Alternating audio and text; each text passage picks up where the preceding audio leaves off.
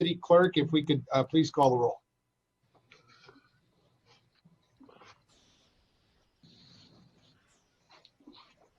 Can't hear her.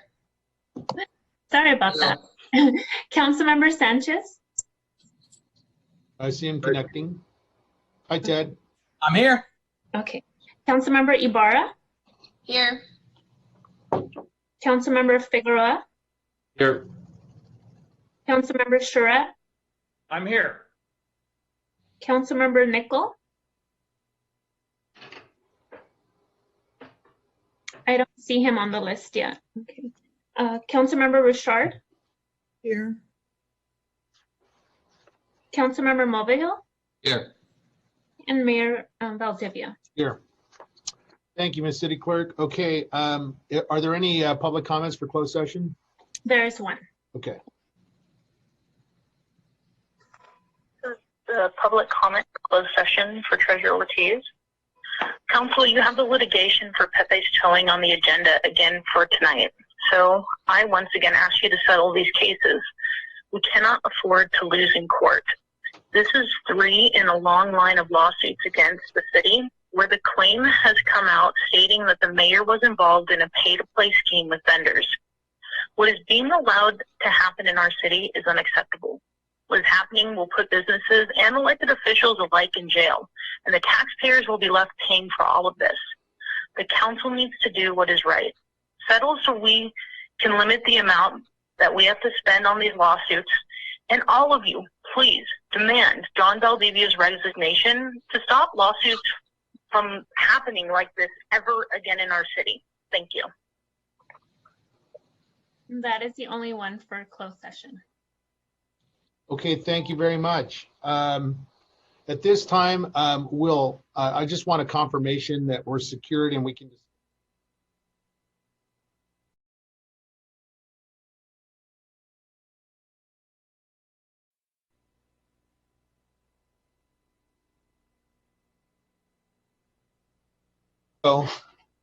let's go ahead and call to order tonight's meeting of the joint regular meeting of the Mayor and City Council, the Mayor and City Council acting as successor agency.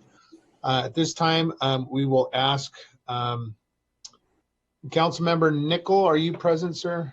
Yes, Councilman, would you please lead us in the Pledge of Allegiance tonight? sure. Everybody, please stand and let's pledge allegiance to the flag of our great nation. Ready? Begin. I pledge allegiance to the flag of the United States of America and to the republic for which it stands, one nation, under God, indivisible, with liberty and justice for all. Okay, thank you, Councilman. At this time, let's go ahead and go into our closed session report. Ms. City Attorney, are there any reportable items? Mayor, council members, and members of the public, we do not have any reportable action from our closed session discussion this evening. Very good. Thank you very much. Ms. City Clerk, if you'd please call the roll for attendance. Councilmember Sanchez, Here. Councilmember Ibarra, Here. Councilmember Figueroa, Here. Councilmember Charette, Here. Councilmember Nickel, Here. Councilmember Richard, Here. Councilmember Mulvihill, Here. and Mayor Valdivia. Present. Thank you, Ms. City Clerk. At this time, let's go ahead and go into our public comments. Ms. City Clerks, would you please play the comments for tonight? Yes, we have 9 recordings for tonight. Very good. Please proceed. Good evening, Councilmember John Valdivia. This call is in opposition of agenda item 1, which is the increase or modification of permits. As you know, there's already been plenty of media and plenty of lawsuits that involve marijuana permits, and now here we have another attempt to change to increase, and there were plenty of applicants who were qualified and were passed on by just to give that opportunity to someone else. I would ask you to wait so that this doesn't continue to be a pay-for-play. Wait until John gives full disclosure of who he is a consultant for, to what extent is he involved with the marijuana business, which businesses he is involved with, and what the council members are involved with also, because they have been benefiting from campaign contributions. So let's wait and see. I strongly advise you to just wait and see, because I would not want to see additional lawsuits coming from any changes. In addition to that, I saw that you have an accounting consultant proposal for the agenda for $92,300. I was under the understanding that this was something that Terry Ledoux should be taking care of, and that's what was part of her salary. But I can see that, of course, she needs more support, and $92,300 is something that our city could benefit another department, given the cuts. The Bonnier Tower, if you can come all down to one floor and save whether it's $15,000, $18,000, great. If you could abolish that entire contract, I would love to see that, because I still believe that you should network with the school district and be able to house under one of their many, many locations that they have, especially now that the Board of Ed has been open, and stay there for whatever amount of time it takes for you to decide of where you're going to permanently locate. And in the meantime, you would be saving the city thousands of dollars. In addition to that, I saw that we're still looking into ways to increase the budget, and one of those ways that you can help San Bernardino is by increasing the penalty of the individual sale of illegal fireworks. We already know that $1,000 is being a slap in the hand. I remember when Councilwoman Basine said, you know what, $50 penalty isn't going to shut my mouth, when we were talking about just discussion with the council members. So it's the same way with illegal fireworks. $1,000 isn't stopping anyone from selling illegal fireworks, so why don't you increase the penalty so this is actually something that's going to be a deterrent and not allow them to just do it over and over. Lastly, when it comes to saving again, you already know that the 7 promotions that were approved last year for San Bernardino Police Department were not within the 5-year budget. I ask that you defund those positions and go ahead and set the money back into code enforcement and to maintain the patrol officers that we do need in the city. As we saw in May 31st, McBride failed our city and failed to keep the safety of officers up.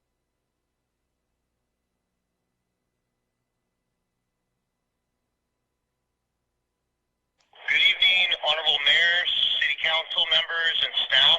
My name is Ryan Oganesian, the president of RD San Bernardino, LLC, commercial cannabis applicant CCB18-0025 for retail only, with an overall ranking of 8 out of 38 at 85.09%, a ranking of 6 overall for retail only category. We appreciate all the hard work and diligence the city has endured throughout the process, and we applaud the city for taking steps towards progression related to commercial cannabis permits, particularly agenda item number 1 tonight, which I would like to briefly comment on. RD San Bernardino is a family-owned business with decades of experience in the cannabis industry in Southern California, including the Inland Empire. We hold over 20 commercial cannabis permits in approximately 7 cities in the region. On February 2020, I submitted a detailed letter to the mayor, all council members, and the city manager, which I hope you all were able to review. A recap of what we suggested in our letter is, one, we have a great property for a retail location. We are ready to go and get it up and operating and running right away should we have been awarded a permit. So far, the city's awarded 16 out of 17 permits that were granted. We are literally next in line for retail, so 6 overall for retail, and next in line overall, because we ranked 8 out of 38, and 1 through 7 were awarded permits. We chose not to sue the city, but rather become a long-term partner with the city. We asked the mayor, council members, and the city manager to consider granting us the 1 open permit that was never granted, so we can proceed to get up and operating a retail location. I'd like to address concern regarding agenda item number 1. Number 4, adopt resolution 2020-148 authorizing the transition of 2 current open and operating commercial cannabis businesses to alter their existing permits to transition into 2 commercial cannabis micro business permits. If we had known all along that the city was going to be flexible with interchanging license types, then our group would have most likely applied for a less competitive license type instead of applying for the most competitive license type being retail, which there was actually 17 out of 38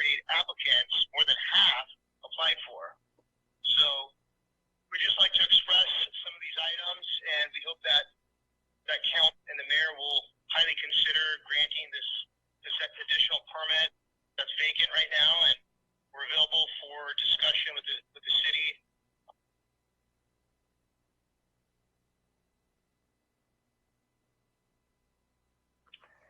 My name is Dr. Siraj, founder of ECS Lab, the rejected microbusiness applicant and a plaintiff against the city. Over the last 2 years, we exposed the city's deeply flawed, overly complex, and corrupt cannabis licensing scheme through the court's discovery process. We exposed Andrea Miller's corrupt motives. We exposed Jeff Bloom's impotence. We exposed HDL's incompetence despite their subject matter expertise. And we exposed the Community Development Department's ineptitude and misconduct. Fast forward 16 months, only 2 out of 16 cannabis businesses are operational, and the revenue from these 2 businesses pales in comparison to the city's administrative and legal costs. According to the report, the city has spent nearly $300,000 in cannabis litigation. This is the case of being penny wise and pound foolish. The city council needs to bring an end to this deeply flawed, corrupt, and incompetent licensing process tonight by providing direction to the staff to prepare a resolution or an ordinance to remove or increase the artificial license cap restrictions. This would render all lawsuits moot and allow qualified applicants like ECS Labs and others to finally move forward. I'm supportive of a resolution for allowing cannabis businesses to change their business type as long as the council through administrative action removes the artificial cap restrictions or the caps are increased to accommodate all the remaining qualified applicants. In essence, the addition of these 2 new micro businesses should not in any way adversely affect the licensing prospects of other micro businesses. This is not the time for political wrangling, supporting your donors, or imposing your own personal, ethical, or moral standards on cannabis. Let's follow the KISS principle by licensing the remaining qualified and legitimate cannabis businesses and move forward in partnership. Rest assured that we'll be good stewards of the city and its residents. Thank you for the consideration.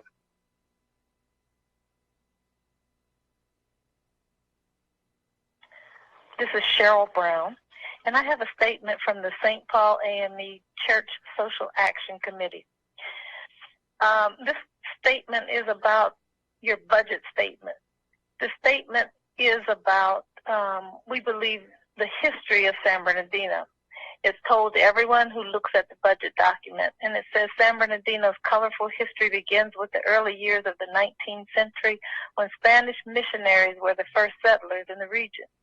And San Bernardino was established in 1810, and it goes on to talk about the native Indians in the area, and that they diverted water from the Mill Valley Creek for irrigation purposes. In 1822, California became a Mexican territory, and gradually the mission period came to a close, and soon it was the great Spanish rancheros. The thing that's missing in all of this is the role that African Americans played in that time period in San Bernardino. In the Spanish Trail, where pioneer trailblazers Kit Carson and Jedediah Strong and Peter Rainey, a black man who traveled with Jedediah, often traveled. The 1826 history of San Bernardino City should include Biddy Mason and Lizzie Flake and other enslaved Africans who were brought here by the Mormon settlers. According to the budget statement, in 1848, California joined the United States, and by this time, many of the rancheros left the area. The Lugo brothers eventually sold the property to the Mormons in 1852. They built a stockade around it and named it Fort San Bernardino. The community thrived and was officially incorporated in 1854 with a population of 1,200. At that time, San Bernardino was a strict temperance town with no drinking or gambling allowed. My issue is the history of San Bernardino and the building of San Bernardino. Blacks have been left out of our official documents, and we believe inclusion and correction of history is warranted. Thank you.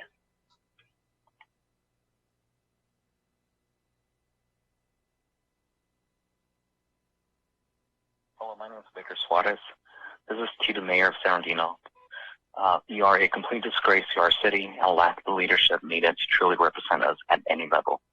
We need true leadership from the office you currently occupy, yet abuse it for your own personal power drive. The leadership San Bernardino needs is one managed by knowledge and experience, upholds integrity and humility, demonstrates empathy and grace towards others. During these trying times, we are witnessing these qualities manifest themselves by the tremendous will of our residents, enlisting each other and being lights of hope. Yet from your office, only the opposite of these qualities, corruption, abuse of power, negligence, are just a few of the words that can be best used to describe your contribution to our city's history. When I learned that your office was requesting the citizens of San Bernardino to pay for legal representation, and most recently, how you whined about the budget, I was sickened. There are families that have lost their only income to sustain themselves. Parents that don't know where their next meal for the children will come from. Individuals worry if they could afford the medical bill, if they get COVID. These are the people that you are asking to pay your foolish action. Pay for your foolish action for being a poor leader. Our city is not poor, yet we are rich because we have people that care for each other. The only thing poor in San Bernardino is its leadership. I urge the district attorney to fully conduct an investigation into the mayor's office and for the mayor to step down so true leadership can stand up.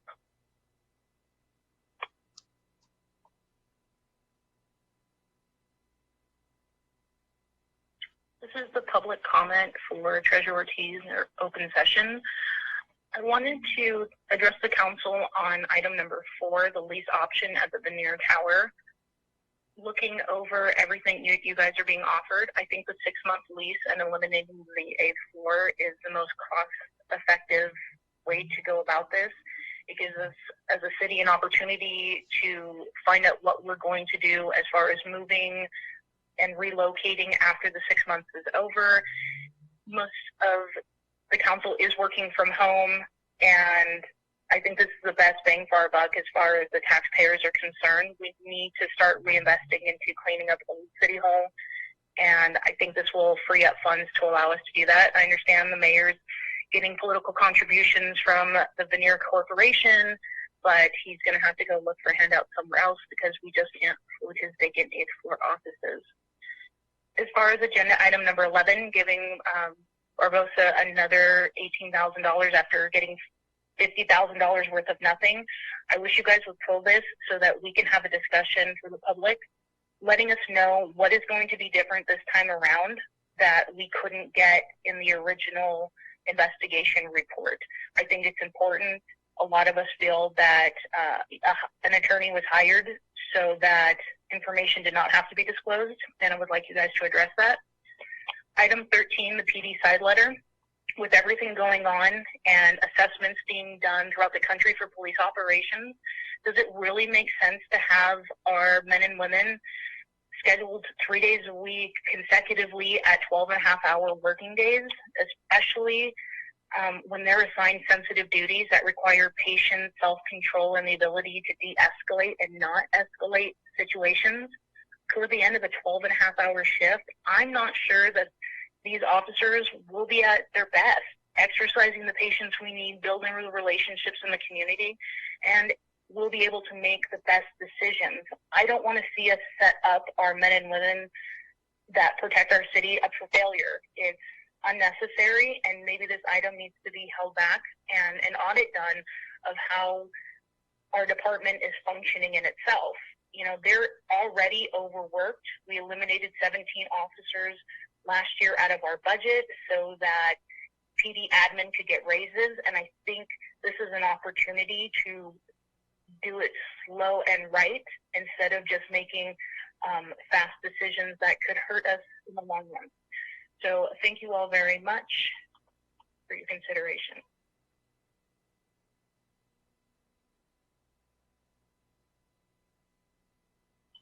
Hello, my name is Andrew Thompson from the Little Gallery of San Bernardino.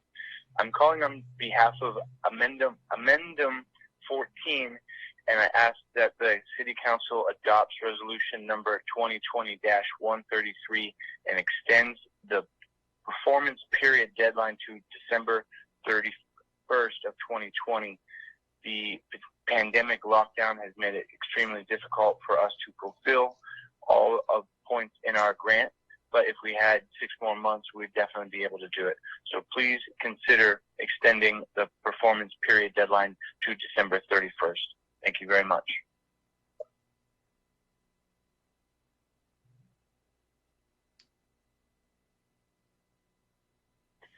Hello, this is Robert Porter from San Bernardino, California, and this is for items off the agenda.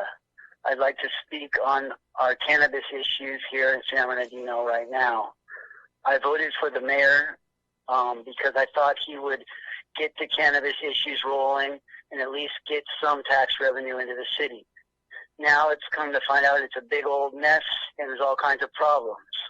I've always been for the free market of cannabis here in San Bernardino, and it should continue to be a free market if you guys will let it. It's already a free market in the black market. So let's bring it into the forefront, not have any shadow cannabis stuff. Let's have as many licenses as the city can take. Let's let the free market decide how many licenses we can have. And then that will decide who has a successful cannabis business, not this pay-to-play scheme that seems to be happening right now. And then we wouldn't have to give away our parks and basically sell them or lease them for $2 a year like Fred Charette and Jim Mulvihill have planned. We don't need that here in San Bernardino. We need our mega parks. So let's get this cannabis stuff rolling correctly. I know we can do a team to work together. Maybe if you give enough licenses, you won't have as many lawsuits against you right now. Thank you very much.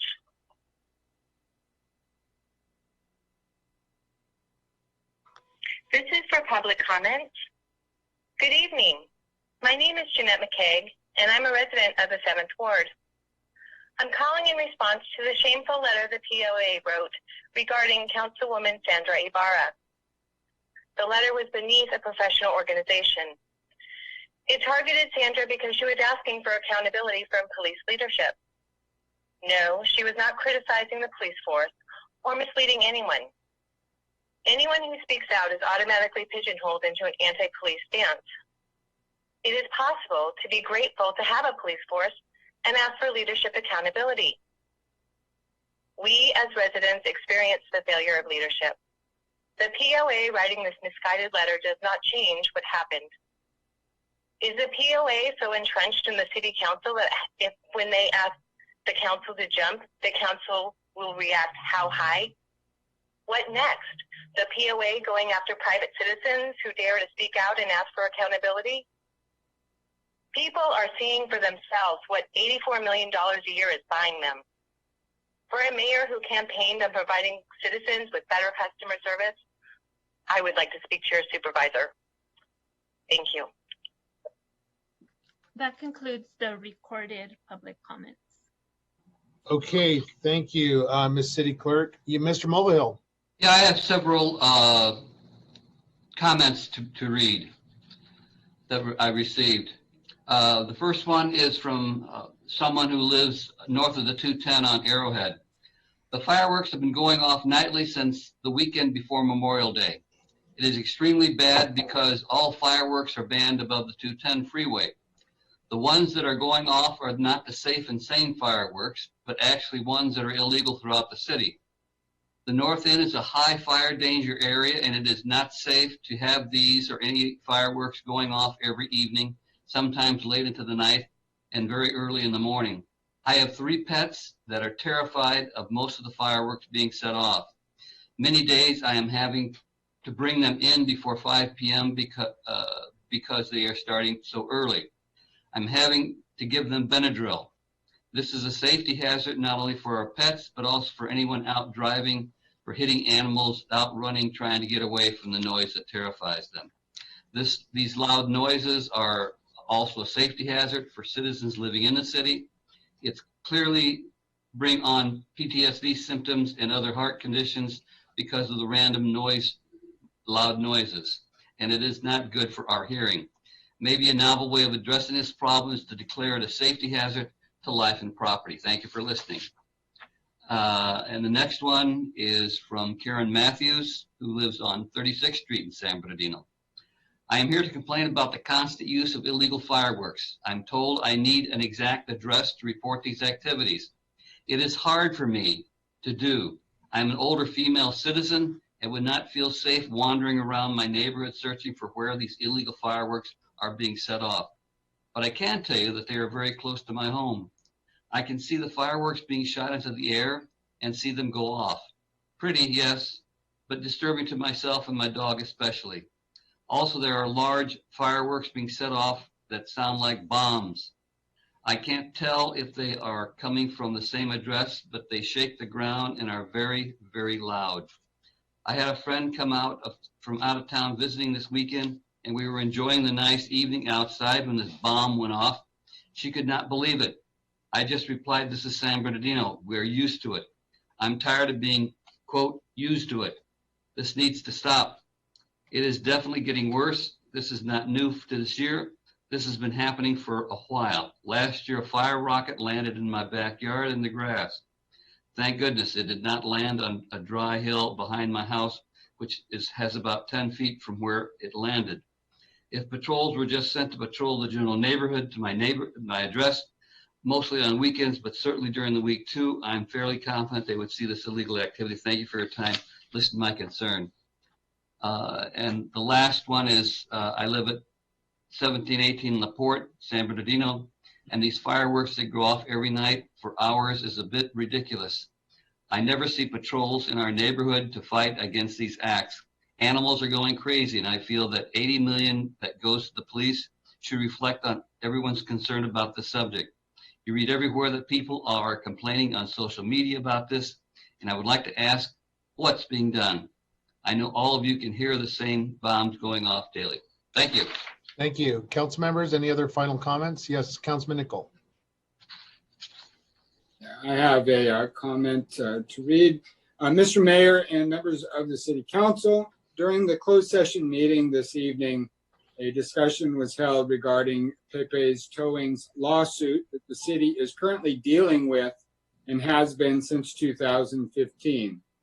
Not being privy to the outcome of those discussions, the residents of the city can only hope that after approximately 5 years of a very expensive lawsuit, a settlement with Pepe's should hopefully finally be over. Why has this lawsuit taken so long to resolve at the taxpayer's expense? Why has the city not put out an RFP for approximately 20 years for towing services? The answer to these two questions is quite evident. It is quite obvious that some of the current tow companies have been favored by past and current mayors and city councils. They have disrespected the honorable elected offices that they hold and disappointed their constituents through this unlawful and unethical behavior. These unlawful acts of bribery, backdoor deals, and favoritism will have severe consequences that will ultimately land elected officials and towing business owners in jail. Please settle now and let's begin restoring the luster to the tarnished image that the city has endured the last several years. In addition, I requested a last council meeting based on numerous requests and comments received on a debrief of the events of May 31st and June 1st. I appreciate the city manager getting back to us with the option of the potential of a debriefing on July 1st, almost a month after the event. But I would request respectfully that given the circumstances of the discussion and the debriefing, that this be held in closed session, subject to Government Code 54957, Section A. My understanding is it is to take place publicly. I would respectfully request that it take place in closed session, given the circumstances and the nature of the discussion. Thank you. Okay, thank you, Councilman Nicol. let's move on to tonight's staff report. At this time, I will ask our Mayor Pro Tem to manage item number 1. And although I don't have a current conflict with this item, in the past I've received a source of income from this industry, and for these reasons, I'll be removing myself from tonight's discussion on item number 1. Mayor Pro Tem, would you please proceed? Okay, will do. Staff, if we can get a staff report on this item, please. Sure. I'm going to turn it over to our city attorney and our community development staff. Thank you, City Manager and council members, members of the public. I'm going to start off the first part of this presentation, and then we are going to go back and forth with staff so that we cover all of the items that the City Council asked us to cover. The staff report that you have before you this evening was prepared in direct response to your request for an update on the status of permits, an update on the litigation. You wanted to solicit suggestions for improvements in the permitting process, and for information on whether the city can regulate the delivery of cannabis within the community. We've prepared a report and make a recommendation that you accept the annual cannabis commercial permit update, which is required by the ordinance that you once adopted and the voters adopted, and that you also accept the litigation update, that you discuss and provide direction to staff on whether you are interested in increasing or modifying your permit categories and the ultimate number of permits. Right now, under the ordinance, you can lawfully have 17 permits based on 12,500 people or your population, or you can increase that number by ordinance. And we also would like to have a discussion with you about the other restrictions that are currently in our code. We would also like you to give us some feedback and recommend any amendments that you think are proper to the proposed commercial cannabis business permit application, including such things as relocation, payment of fees, and other issues that are involved, other land use issues. And then finally, we have prepared for you a resolution that would authorize the transition of open and current operating facilities, so such that they could use their current permits as micro businesses. And I'd like to offer, before I go into the rest of it, a clarification on that last recommendation. I think I may have misunderstood some of the conversations that we previously had. My understanding is that the City Council was interested in ensuring that there's more cannabis operations that would generate revenue based on the fact that you only have 2 current operators. The 2 operators have obviously demonstrated an ability to get up and running and to do so successfully. My understanding of what I think I left out of this was that you were also interested in motivating or incentivizing others to obtain their permits. And to that end, I'd recommend that we alter this proposed resolution to include anyone who would be up and running by August 31st. That would provide an incentive. They could apply for that micro business permit. So I would offer that. I would also like to offer a clarification in that resolution that when we say we've awarded permits, what we really have done is that we have awarded the right to apply for a cannabis permit, and that they would have to both satisfy the city's requirements and the state requirements. So with those modifications, I would recommend our recommendations tonight. And then I'm going to hand this over to our planning staff so that they can give you an update on the annual update that's required on the status of all your permits. So with that, Stephanie and Michael. Good evening, Mayor and City Council. I'm going to start by giving a brief run through and summary of the history up until now, and then I'll go into staff's recommendations. So in March of 2018, Mayor and City Council adopted Chapter 510 through Ordinance 1464. In November of 2018, Mayor and City Council amended that chapter with Ordinance 1503. Chapter 510 of the ordinance required Mayor and City Council to set forth procedures for an application process, which was adopted by resolution in April of 2018. Under the procedures adopted by Council, staff was able to proceed with an application open that ran from May to June of 2018. After a review process, the applications were taken to Mayor and City Council on February 21st, 2019. At that meeting, Council awarded 16 permits. So now to get into the current status of where our 16 permits are. In your packet tonight, you'll see a chart outlining the cannabis businesses. Currently, we're happy to say that 2 are open and operating. We have 1 distribution and 1 retail. We have 1 business that is in the final stages of completing their requirements to open, pending an inspection by our cannabis consultant and staff. We have 2 businesses that have pulled permits and are under construction. There are 7 in the plan check process, 2 currently preparing to submit for plan check, 1 possibly seeking a location change, and finally 1 that is not yet ready to submit. At this point, I'll hand it over to Sonia to discuss present litigation. Thank you, Stephanie. So, council members, as you know, and as you can see set forth in your report this evening, after the City Council awarded the right to seek and to qualify for a permit back in February of 2019, the city was sued by a number of applicants who did not receive one of the, was not awarded one of these opportunities to perfect their permits. I have listed before you in the staff report those entities that have filed lawsuit against the city. I won't necessarily go through each and every one of the specifics, but I wanted you to see who the named plaintiff was, the attorneys that were representing those plaintiffs, and to at least give you a summary of the allegations. As you can see in each of these cases that are listed, there are allegations concerning the awarding of the permits. There are also 2 other cases which are referenced here. One has to do, and that would be C.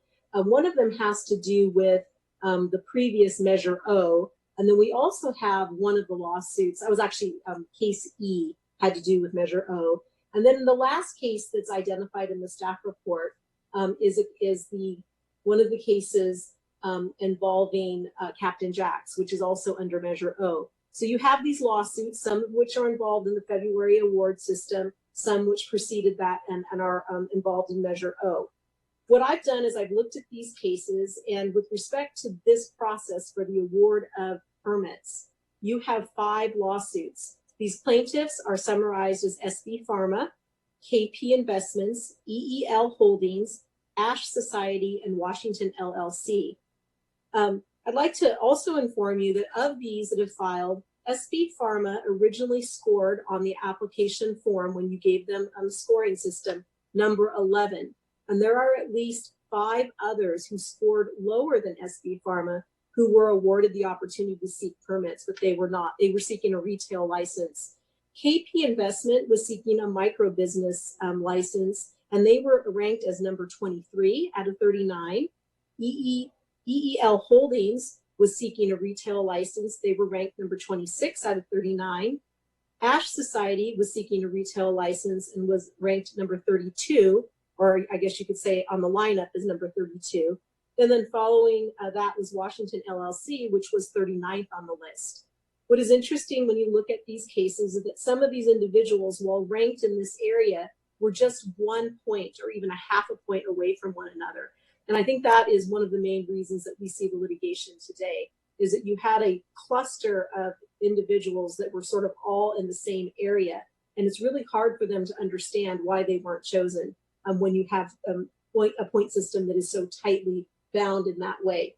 So City Council, as you know, we have discussed these lawsuits in closed session on at least 2, maybe 3 occasions now. We've discussed some prospects for potentially settling these cases. I have not had any individual conversations one-on-one where we have gone over settlement proposals, although I will say that some of the attorneys representing these entities have been very good about summarizing some of their ideas, and they have made proposals to me.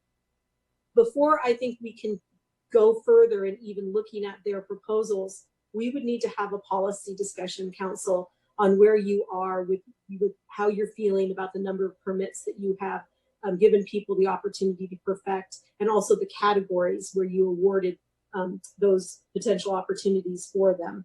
And so we have that teed up for you tonight, and I'm happy to answer any questions about the litigation. I have also provided for you, I forgot to mention, the attorney's fees and costs to date for each of these cases. We are at a point in litigation, if it were not for the COVID closure of the courts, where we would have probably had significantly more expenses in these cases, because we're coming upon that point in time in the litigation where things really start to ramp up.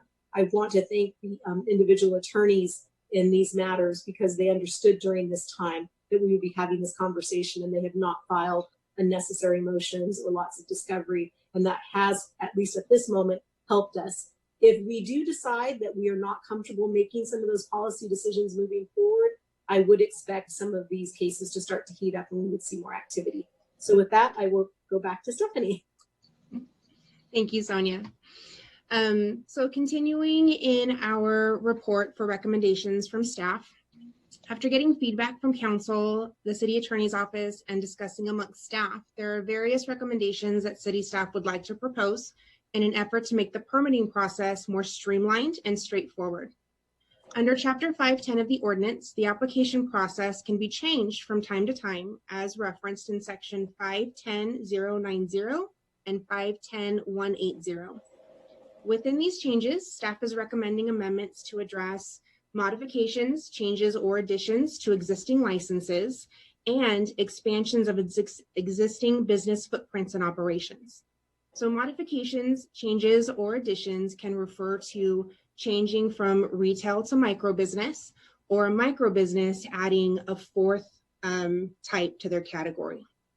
Expansions of existing business footprints and operations can refer to a business who would want to increase their floor space from 1,000 square feet to 2,000 square feet by potentially adding a second floor to their location. In order for staff to accomplish these amendments to the application procedures and streamline the process, staff is proposing to process these modifications administratively. The current application process is set up in 4 phases: application submittal, review of application, applicant interviews, and council consideration with set fees for each phase. Staff is recommending streamlining this process by combining phase 1 and 2, eliminating phase 3, and keeping phase 4. New applications would go through 3 steps: application submittal, application review, and council consideration. Existing applications making modifications would simply go through steps 1 and 2. So this means that staff would be able to accept the application, process it in-house without having to come back to council, similar to how an administrative development permit would be processed. In addition to an amended process, staff is also recommending permit processing deadlines. So staff believes it's in the best interest of the city and other prospective applicants to impose deadlines on applicants who are awarded a permit but have been slow to establish their business. We would like to establish what we call a use it or lose it deadline for current applicants of 3 months from the time an ordinance expanding the number of permits goes into effect. Additionally, staff is proposing a new 12-month deadline for new applications awarded a permit by mayor and city council. This deadline would begin from the time the applicant is awarded at council. This means the applicant must have secured their intended location with, say, a signed lease agreement or purchase agreement and have submitted for their tenant improvements. This will emphasize to applicants that they must pursue the establishment of their business or risk losing their permit. Additionally, as part of the application process, staff would like direction from council on updated requirements for relocations. Section 510.320, titled Other Operational Requirements, allows for the development of other commercial cannabis business operational requirements or regulations as deemed necessary to protect the health, safety, and welfare of the public. Council could require applicants to provide a lease agreement or purchase agreement as an additional operational requirement during the application process. If the addition is desired, staff will request a notice of intent to lease or purchase the property. However, if council prefers to condition the applicant to provide said lease agreement or purchase agreement upon approval, the applicant will have 60 days to provide documentation to staff. This now concludes staff's recommendations for updated procedures. Sonia can now speak to the interest council may have and increase the number of permits in each category. Yes, I will address that briefly. And then I'm also going to finish this up by discussing with you the last category, the last issue, which was delivery system. So as Stephanie has given her report, we had also previously provided to the council a list of all of your existing operators and where they stand. You have 2 businesses open and operating, looks like 2, which are really one that is really scheduled to get their final inspection and hoping that they will be open and operating soon. You have you have 4, which are under construction. Some of that could have been delayed by our COVID situation, as that's what has been reported to us. You have a situation where you've actually got 4 of them that have finished their plan check, but they've not yet pulled their permits. You have some that are in the plan check process. You have situations where you have some that have not submitted at all for plan check, and then you have a few that you have no activity at all. When you look at that list, you see that some of them, for example, are holding on to permits, or I guess I'd like to say they're kind of they're blocking up the pipeline because they're stuck with holding those permits in those category areas. And that, as a result of that, you don't have operations, you don't have the revenue that you and the voters both expected from this process. So if you are interested in moving some of those numbers around or making those increases, as Stephanie mentioned, we would need an ordinance and a resolution, and we'd be happy to bring those back. The final thing I wanted to discuss with you is that we were asked to take a look at the issue of deliveries. And what we discovered is that your ordinance actually at this time and your guidelines address deliveries. And deliveries are subject to the current permitting program that you have. No delivery service can be made to locations within the city absent a permit. And of course, deliveries that simply go through the city, you know, they're traveling from one city to another and they're just traveling through your city and they're not making any drop-offs or pickups, cannot be regulated by the council. One of the issues that I believe we have in this situation is with the deliveries is just how do you know that someone is delivering? Unless they are driving a van or a car, it clearly demonstrates that they're a cannabis service and that they're making the drop-off. It's not like we see the Amazon van. We know Amazon is making a delivery in our town. So enforcement is an issue. But what I'd like to recommend is that we take a quick look at this. We can continue to look at the delivery aspects. And if the city council ever wants to go back to the voters, and we staff believe that there may be some areas in your ordinance where you should go back to the voters, this may be an area that you can go back on. And you could look at things such as security measures, maybe better ways that you can stop the deliveries, which I understand eat into the operations of your lawful operators. And having found this in your ordinance, I'll be working with staff to see what we can do to seek more enforcement. But at this time, we are not proposing an ordinance because you already have one. I guess that's the bottom line. And then Mayor Pro Tem, that's it. We are ready to take any questions or address any issues. Mayor Pro Tem. Yes, go ahead. And just like I've said before, go ahead and speak. I can't see everyone. Just respect everyone's time and let people finish. Go ahead. Now, Ms. City Attorney, you mentioned several times, and also Stephanie, kept on quoting from Ordinance 510, 090, 180, 320. We don't have a copy of that. Typically, when we were going over and putting the ordinance together, on the agenda, we had a copy with your proposed changes crossed out and the new verbiage placed in there. I don't think we should proceed unless we have something in front of us. You're just making this hypothetical. You know, it's pulled out of thin air. So I'm not going to vote for any of this until we get a document that shows just where exactly you want to change and what changes you want to make.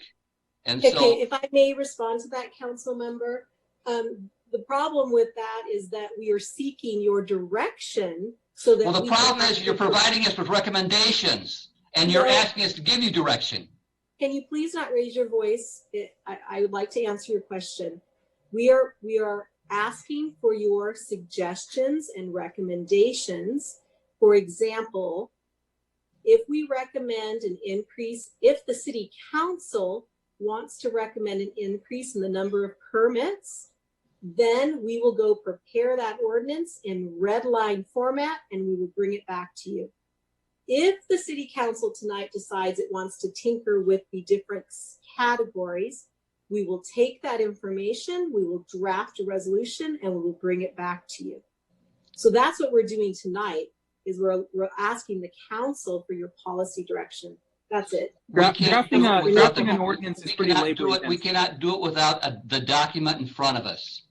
Well, And they with want to you- know whether we would approve anything like this, and it is pretty labor intensive to draft To bring an ordinance back. Yeah, Henry, go ahead. You're making me nervous. Yeah.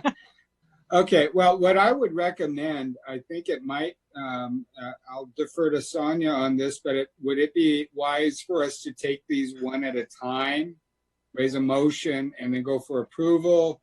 I'm just concerned that if we try to throw this all together in one clumped recommendation, it's going to get messy, and it may not be.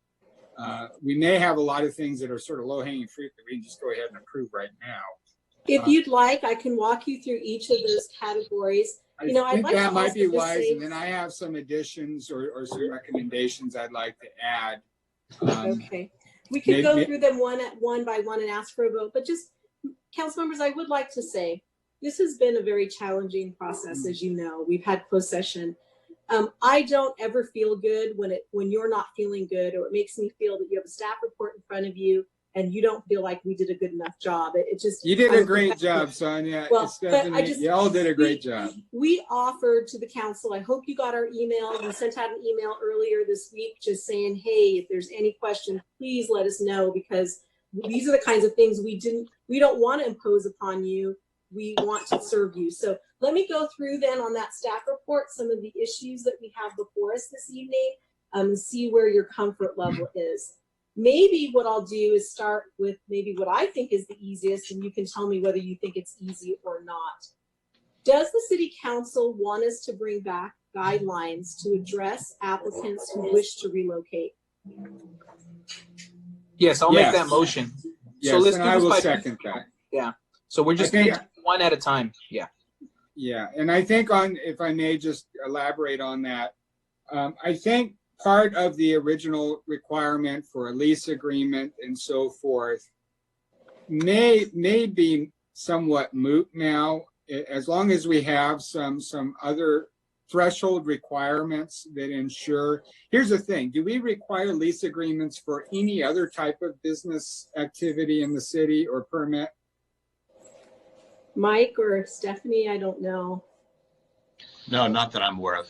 And here's the thing: I think what I'd like to see is, obviously there's going to be some aspects of what we do in regard to cannabis that require some additional restrictions, but I'd like to begin aligning as best we can for the purpose of staff, for the purpose of effectiveness and efficiency, to get to a process that's more aligned with how we deal with most businesses in the community, and have some consistency in terms of the process. I don't want staff to get confused, and I saw that a lot in the initial process, that there was sort of some paralysis because I can understand where staff might have been unclear or it was ambiguous.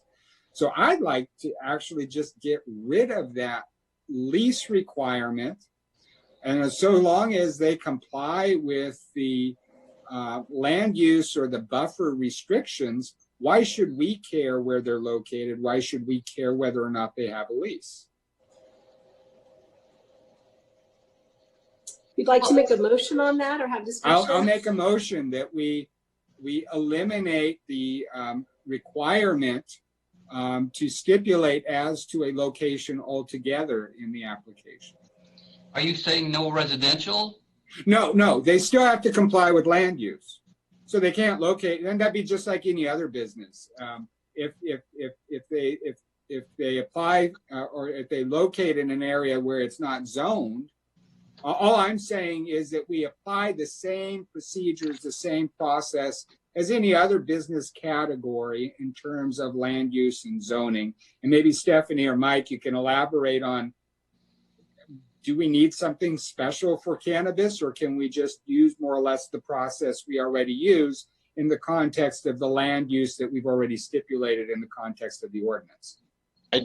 Just generally speaking, I think what the intent was originally was to get some assurance that these cannabis or these prospective cannabis businesses had a site locked up to move forward, right? Right. If someone comes in and submits a business license to us, we don't require them to submit a lease. If someone wants to apply for a CUP and go to the planning commission, we just require property owner's concurrence, but we don't require a signed lease. So, right. But I think now by putting in that 12-month stipulation that they have to get up and running, so they have to get their state license. And I think we also brought up a condition that they post a $250,000 bond, so that they verify that they are a bona fide applicant that more or less has skin in the game, and that they're committed to this process, and they aren't just going to frivolously apply for an a permit without being serious about following through with the process. I think we can address some of those concerns and still have a system that doesn't require all this extraneous requirements of leases and letters or verification letters and all the craziness we went through in the first phase of this, or first process. So my recommendation, I guess my recommendation would be eliminate that requirement in terms of stipulating a location altogether, and providing any lease documentation at all. I don't think it's necessary. As long as we have those other checks in the system that ensure accountability on their part that they're a bona fide applicant. I have a question, if I may, real quick, talking about location. This is, I'm looking at page 15, where staff is proposing a 12-month deadline for applicants once awarded by us. Is there a reason we're doing a 12-month deadline and not a shorter? Councilmember Ibarra, may I? I'm so sorry, but I'm going to put your question sort of on the holding list, because can we look at just the lease issue first, since I believe we had a motion on that. Yeah, I moved it. I don't know if Teddy's still second. Can we add to it a deadline of when after awarded they can get a lease? Provide a lease? We'll talk about that. Okay. We'll talk about We're going to get to the timing issues. And yes, I understand that's important. One of the concepts I'd like to discuss with the council is what I'm calling a graduated step to performance, and that there are performance measures for each of these items. So, and just purely hypothetically, so we'll get to that. I've written that down, Councilmember Ibarra, because I understand what you're talking about, but I'd like to get the feedback on the lease. I'm looking at your attached documents. There is a requirement in your attached documents for the lease, and if there's a motion there, I'd love to hear your conversation and get direction. Remember, let's dedicate to this item. Remember, we're doing this piecemeal, so we're going to be doing 5 or 6 votes, I believe. Yeah, and this is found on page 50 of your packet, the top of page 50 of your packet, okay? The lease. May I comment? Go for it, Fred. Okay, thank you. Not sure about whether we need to have a location included. Maybe not the lease, but I think at least a location of what their intentions are. I'm not sure. I'm kind of up in the air on that. Well, may I just ask Stephanie or Mike now? Any application to open any kind of business establishment, does the application include a requirement to stipulate as to a location? Yes. Yeah, right. So it's already in there. It's already in the process. Okay. Our standard process.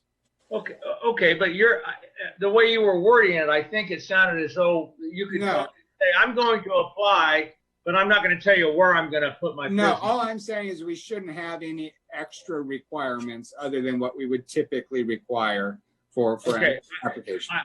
I can live with that. Of course, a $250,000 bond is an extra. That's absolutely. Yes, it is. And I support that. I'm not sure about the number. 250 is a big one. 100, I don't know. We can beat that one up for a while, but it needs to be non-refundable under certain conditions. In other words, you put it up and you get it back if you perform. If you don't perform within your 12-month period or whatever the period is, you lose it. You lose your license. you lose your bonding and whatever. And I think what we're trying to talk about tonight, I think we all agree that there's revenue out there. And we want these businesses to open. We've agreed to that. We've decided that. We want to help them, but we don't want people taking up, I don't know how it was characterized, but clogging the thing or taking up space. There are lists on these 16 that I really question, why they're at the level they're at after 16 months.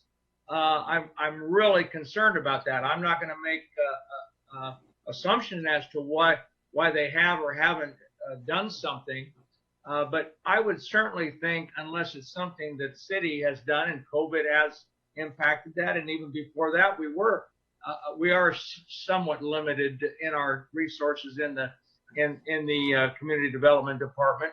But 16 months and not having, but having really, I would only say that it looks to me like there's maybe 5 out of 16 they're going to be open within 16 or 17 or 18 months. Okay, so council member, if I may, I've already identified 4 issues that we're going to have to get direction on.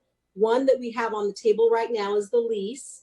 Number 2 is some type of guarantee to perform or to show that you have good faith and you want to move forward. I thought I was 3 speaking is the to relocation, which I started with, and 4 is the timing. And timing I'm going to save for last, because I think that's going to be the most.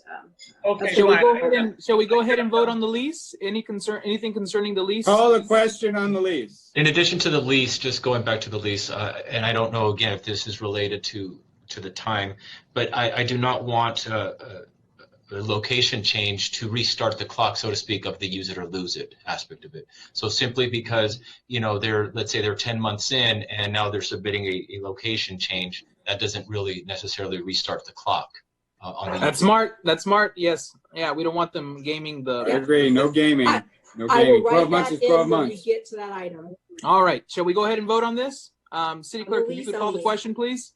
You know what, City Clerk, if you can please read out the question for the public's sake and for my sake. I want to know what I'm voting on. So let's go ahead and repeat the question, and then we'll vote. Can't hear the City Clerk. You're muted. About that. Okay, so motion by Councilmember Nickle, and it was to eliminate the requirement to stipulate a location in the application and providing any lease documentation. I would just stipulate the lease documentation. They still have to stipulate as to a location for any permit. Correct, Stephanie? And yes. Yes. Okay. Yes. Yeah, not Sonia, the that sound location, right? just the lease. Just the But lease. I have a question. Uh-oh. Are we talking about the 16, or are we talking about a second round? No, global. We're talking about making changes to the guidelines. It's set forth on packet page 50 at the top. Right now, it currently says that proof of property ownership or a lease agreement is required. We would be removing that language for anyone who comes forward in the future. You don't have to demonstrate that you have a lease. You have to give us the address so we can evaluate its land use compliance. Obviously, we do that when someone applies for a liquor license or a store or whatever they're applying for, but we won't be having to be the guarantors of whether that person owns the property or leases it. That's Okay, the but change this- we're proposing. Okay, I understand that, but this is not specific as to any, if we increase from our 16 or 17 to 30 in the next year, it applies to anybody applying. That doesn't necessarily mean that we're going to change those numbers going forward. Correct. This is just We're a not gonna- change to the guidelines. Just because we're doing this doesn't imply that we're going to open it up for 15 more licenses.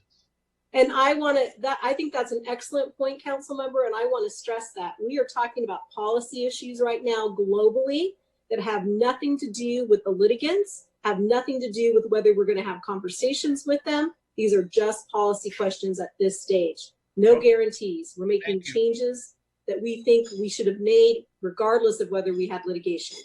Right, thank you. All right. We all know what we're voting on? Yeah. All right. Let's go ahead and City Clerk, if you can please call the roll. Councilmember Sanchez, Yes. Councilmember Ibarra, Yes. Councilmember Figueroa, Yes. Councilmember Charette, Yes. Councilmember Nickel, Yes. Councilmember Richard, Yes. Councilmember Mulvihill. Yes. Okay, motion passes. All right, let's move on to the next piece. Sonia, would you like to start us off?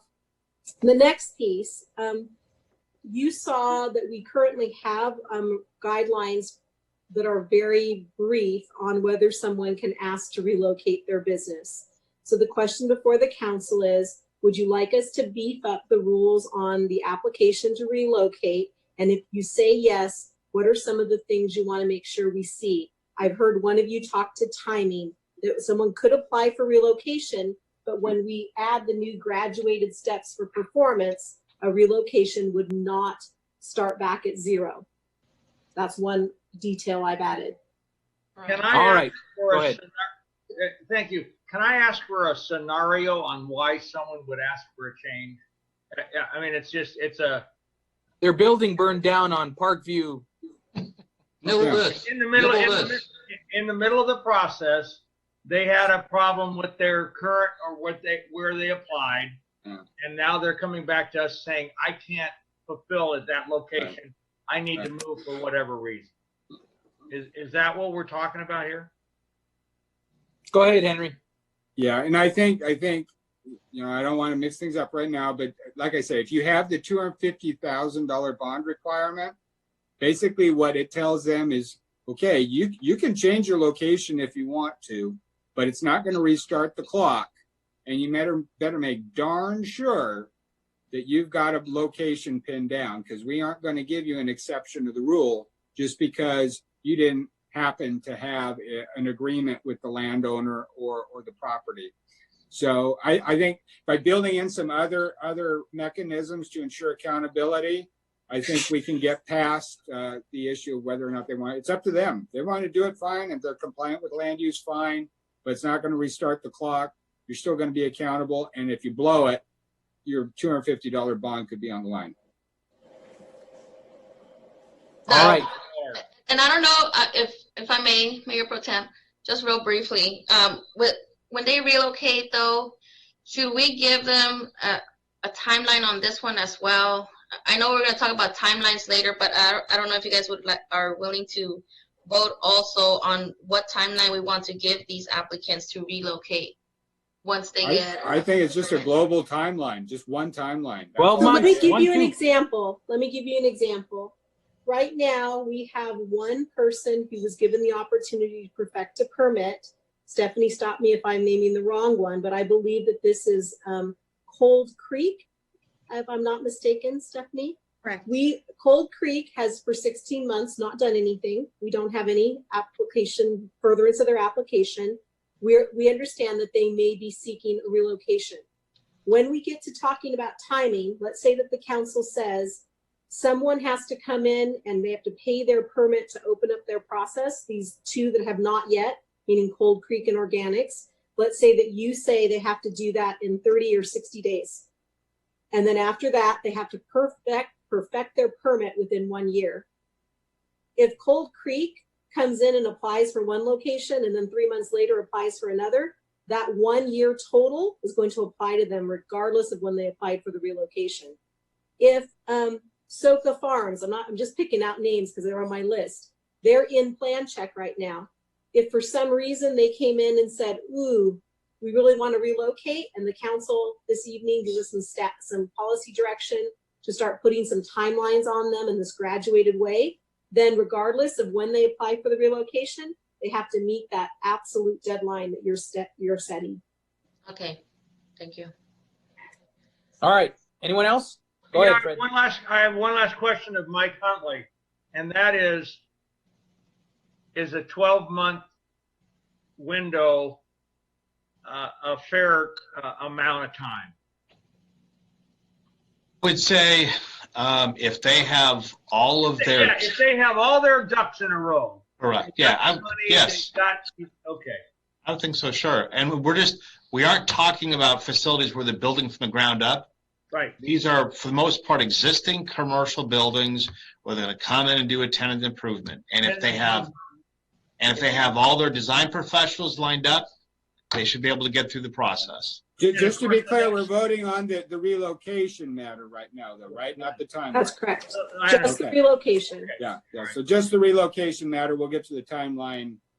And to address Mr. Councilmember Mulvihill's concerns, if you say yes, then we would be bringing back to you that red line document that he is asking for, and you would still get another opportunity to vote that up or down. Right. Feel much better. Yeah. All right. I'll make a motion to adopt the staff's recommendation on this one issue, which is to allow the transferability of locations, right? Yes, and we'll have the city clerk. Should we have her read this out? I want to make sure this is very important. Well, I'll second that if that's the motion to allow the transferability of location. City clerk, if you could read the question and then do a roll call vote, please. Okay, so it's my understanding that let me see if I got this right. It would allow for the transferability, the motion is to allow the transferability of location, but the 1 year deadline still applies. No deadline is yet. We haven't voted on that yet. Whatever timing that we decide upon. We'll vote on that next. It's will just apply. transferability.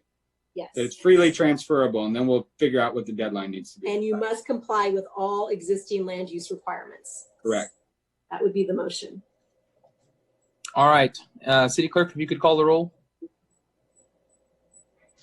Okay, Councilmember Sanchez, Yes. Councilmember Ibarra.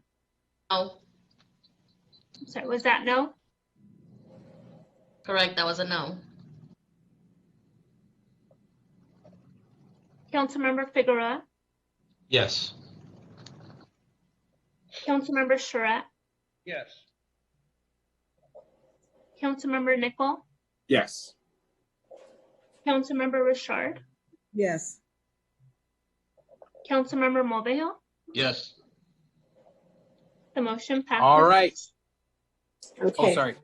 The third issue that we have before you is on the issue of a guarantee or some type of bond.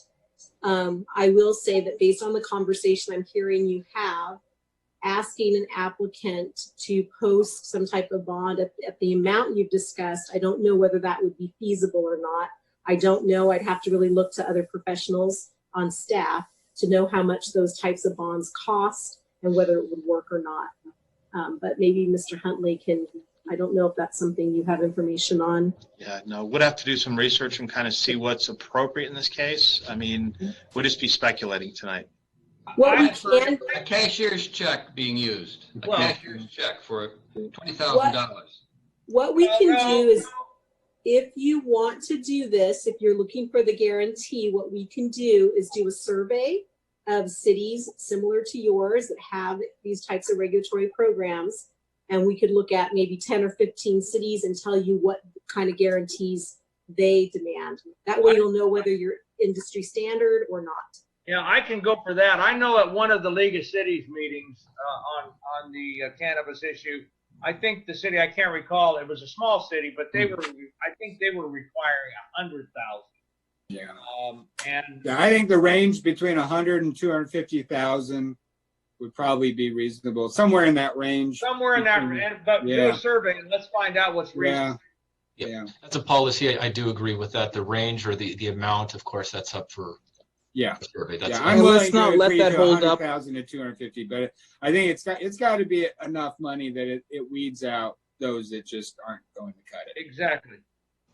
Yes, so my motion would be to have staff input an amount that after a survey and some prudent thinking would be fair, and then of course bring it before the council for final approval. So Right, yes, so are we kind of voting on there will be a Yes, there exactly. will be a exactly. requirement. We just don't know what the number is yet. So Well, we'll see it once the Looking for a ordinance is guarantee. written in. we're voting that we want a requirement, but we're going to plug that number in after we've got a survey. yes, and I would say this to be precise, the motion would be direct staff to draft a guarantee, a monetary guarantee, and present the actual amount to the council with our draft language. And let me put in here the fact, also make sure you look at a certified check, refundable. And I'm, that place that deposit that Fred's talking about, it was a cashier's check for $15,000. We'll call it the Mova Hill Amendment. Make sure it's something that we can actually cash. Look at both of them. some kind of guarantee or deposit. Yeah. We'll look at it. We'll look at that as a method as well, Councilmember Mulvihill. But it's not refundable if they don't perform. Oh, exactly. Well, yeah. City Clerk, I think we have a consensus here. Can we repeat the question and then call the vote? Okay, so the motion was to direct staff to draft a monetary guarantee and present the amount to the council with the draft language, but who made the second on the motion? I'll second. Did you make the motion, Henry? I did. Teddy did. Sonia, does that sound right? Yes. All right. If you can please call the question. Okay. Councilmember Sanchez? Yes. Councilmember Ibarra? Yes. I'm sorry, I'm having difficulty hearing you. Was that a yes? Yes. Councilmember Figueroa? Yes. Okay. Councilmember Surratt? yes. Councilmember Nickel? Yes. Councilmember Richard? Yes. And Councilmember Mulvihill? Yes. Okay, the motion passed. Okay. Oh, motion passed. Okay, so here's the last item. And I'd like to break this into two different categories with our existing, what I call opportunities to perfect your permit, and then hypothetically new, if we were to allow new people into this system. So let's start with the existing. We have 2 of the 16 for which I'm going to say we just haven't seen activity. They haven't paid anything, they haven't done anything, and that would be Cold Creek and Organics. I'm looking to Stephanie to correct me if I get any of these incorrect. I think that we need some timing on sending out a letter to them and saying you have X days to respond to us to tell us that you're still interested in pursuing and perfecting your permit. From that point, you have 30 days to get into plan check submittal. After you get your plan check back, you have, Stephanie, help me, 90 days to actually pull your permits. So I'm looking, and I looked at Stephanie because she's the most experienced in knowing what our successful applicants have been able to do. So from the day that they were to say, yes, we want to perfect our permit, how many days from that point do you think would be fair to say you got to get your plan check in? Staff is recommending 3 months or 90 days from the time that it's adopted for them to perform. Does there need to be a caveat about something that's beyond anyone's control, COVID-19, as an example? Well, I think moving forward, we could put in things like acts of God, things that are outside of their control, obviously, that they would get relief from that. I think that would be fair. Generally, and then Stephanie, from the 90 days from plan check, once they get their plan check approved, because we don't want to put any time on that, because that's really on us. Once they get their plan check approved, how many days do you think it's fair for them to actually pull their permits? Well, once they get their plans approved, it's a fairly simple process to pull the permits. It's the plan check process that may take a variable amount of time.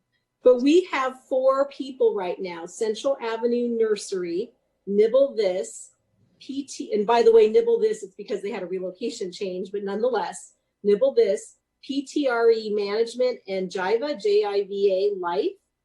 4 categories where they have done their plan checks, but they haven't pulled permits. What would be a fair and reasonable time to say, hey guys, you've got to pull your permits now that your plan check is done, or you basically sacrifice your permit? I think we can place the same stipulation, 3 months, 90 days on this particular item, just in case there's any loose ends that need to be addressed with outside departments that would be out of our control. And we would have things that are outside of their control as well, right? Correct. Can I ask a question? isn't somebody that's going through plan check, aren't they as anxious as can be to get their plans out and in most cases ready to write a check for permits immediately, and it's almost simultaneously that the day they get their plans approved that they say, thank you very much, here's your check, I want my permits, I'm moving, I'm going, I'm developing, I'm building. So I question kind of why someone, just from my own experience, why someone would have plans approved and not have permits. So 90 days sounds like a lot. Now, maybe there's something behind the scenes that I'm not at all aware of, and Stephanie, you can help me, or Mike can help me there. But my feeling is that most people would take their permit out and pay for it up front and then wait for their plans. So I'm just gonna chime in. So I don't disagree with what you're saying, Councilman. 90, I mean, we get people chomping at the bit, you know, all the time to pull permits. So I think probably 90 days is a little long, you know, maybe cutting it in half is more appropriate just in case they're trying to work on something. But I think that 90 days is too long. So maybe 45 days. I would like 30 days, if anybody. 30 days, I think, okay? yeah. I think 30 days should more than compensate for them to come in, get whatever taken care of, and pull the permit. Yeah. I'm on board. Okay, I like to give you the practical implications. So I like that we're getting this very clear direction. We'll take and have you take a vote on it. So what that would mean in practice is that if you adopted that standard and we bring it back to you, then we would send letters to Jiva, PTRE, Nibble This, and Central Avenue Nursery, and we would say, you must come in and pay for and pull your permits within 45 days. Your failure to do so will cause you to sacrifice basically all the work you've done on your permit. We do have to provide some type of process to review that, make sure that there's fairness in it, but that's what we would be doing. If that's acceptable, then I would recommend that you take I don't the think vote. I don't think we agreed on 45. I think we agreed on 30. 30 days. Can we? That's my view. Can we do the same 30 days for the two at the bottom that haven't started the process? Give them 30 days to start their process of getting their plan check and submitting for their plan checks, for example, because they've had plenty of time, over a year already. They should be already working on that. If they're working on relocating, they should be submitting that ASAP as well. Okay, so 30 days. If they have no activity, they have 30 days from the date that they're sent a letter saying, hey, and this, you know, you're at, what are you up to? Tell us what you're up to. You have 30 days to actually get into plan check. Correct. Thank you. Okay. I want Stephanie to give a rebuttal. I mean, 30 days, 60 days, 90 days. I want to hear your take on this. You're going to be the expert in this, so please. Sure. Thank you, Councilman. As far as the deadline to submit, it's a little hard in some cases because if you are an applicant that wants to apply for a location change, that alone may take 30 days. And then to be able to get into that location and work with an architect to produce plans for your tenant improvement could take an additional 30 to 45 days to get those done and submit to the city. So my personal opinion is giving it a longer deadline for these businesses to submit.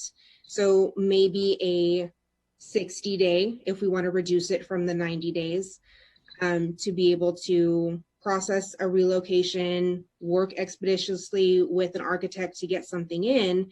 If they're serious about it, they can push through the process and get it in. But if we don't want to wait the 90 days and we want to reduce it down to 60, we can do that. Okay, Look, the thing is that the 90 days isn't that they have to do it at 90 days. They can be motivated. They can be motivated. Go ahead. Go ahead. Okay, so the reason I'm saying 30 days for the last two that are not making any movement is because they've had over a year already.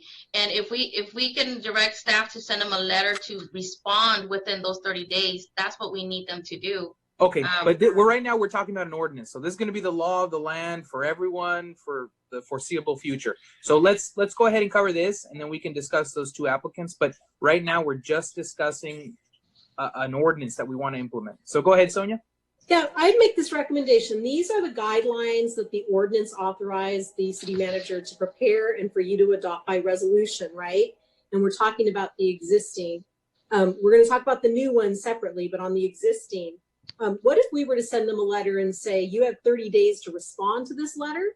And Yes. within those 30 days, you have to post that bond, whatever that amount is that you want. That would show that they're serious. And then from that point, we were to give them another 30 days Good to actually point. get their plans in. Would that Correct. sound reasonable for the existing? Yes. Okay, if I can just say something, I don't disagree with a lot of what's been said, but I was talking about really on a 30-day, and I think Mike backed me up on this, that if you've got your plans approved, you ought to be able to pay for your permits and get your permits pulled. No, Right? we said. No, yeah, we're talking about something different. Topic. Well, did I miss the vote on that? Did I vote yes on that? No, they just jumped around on you. They jumped from, we wrote down the 30 days to jump and get your permits pulled if you got your plan check. So we've got 30 days there, and then we moved to, what about the 2 that have had 0 activity? Okay, well, I missed that. I'm sorry. Thank you. Yeah, that's why we're trying to take it slow. So right now we're at the very bottom. We would say you respond to the letter within 30 days. You submit you confirm your interest. So you confirm interest and give us the guarantee. Right. Yes. Thank you. Yes. Yeah. Then once you give us the guarantee, you have 30 more days to go into plan check. Once you get out of plan check, you have 30 days to actually pull your permits. Yes. Okay. This is for all of your existing. Is that something you want to vote on? Yeah, I'll make the motion that we accept the timelines as stipulated by legal counsel. Second. Any further discussion? Yeah, and just to clarify, this is for existing only, not any. This is for existing only. Yes. Thank you. Okay, so City Clerk, I'm keeping you on your toes here. Read out the question, and then we'll call roll. Okay. Motion by Councilmember Nickball, second by Councilmember Sanchez, directing staff to draft the language to allow applicants to perfect their applications by issuing a 30-day letter to the applicant, giving them 30 days to confirm their interest and give guarantee, followed by another letter giving them 30 days to go into plan check, followed by another letter that allows them to 30 days to pull their permits. And this is just for the 16 existing. This would apply to 11 of the 16. 11 to because 16. the other 5 are on their way to construction. Already on their way. Gotcha. All right, so Sonia, does that sound right? Sounds good. She got it. I'm very All right. impressed. Let's call the vote. Okay. Councilmember Sanchez, Yes. Councilmember Ibarra, Yes. Yes. Can you hear me? yes. Okay. Councilmember Figueroa, Yes. Councilmember Shura, Yes. Councilmember Nickel, Yes. Councilmember Richard, Yes. Councilmember Mulvihill. Yes. Okay, motion passes. Okay. Now, the second component of this, I'm going to give you, I think, 2 things to discuss. One component is, as I explained earlier,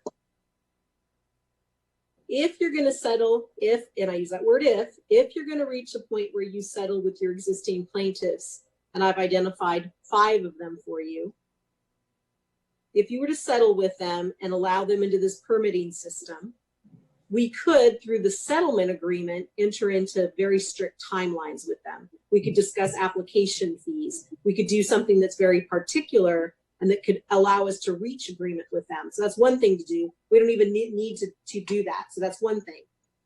If you want to establish just general, this is how it's going to work in the future, if we're ever below the number of permits that we establish and we're going to invite new applicants, I'd recommend that your new rules mirror your existing rules, the 30, 30, and 30.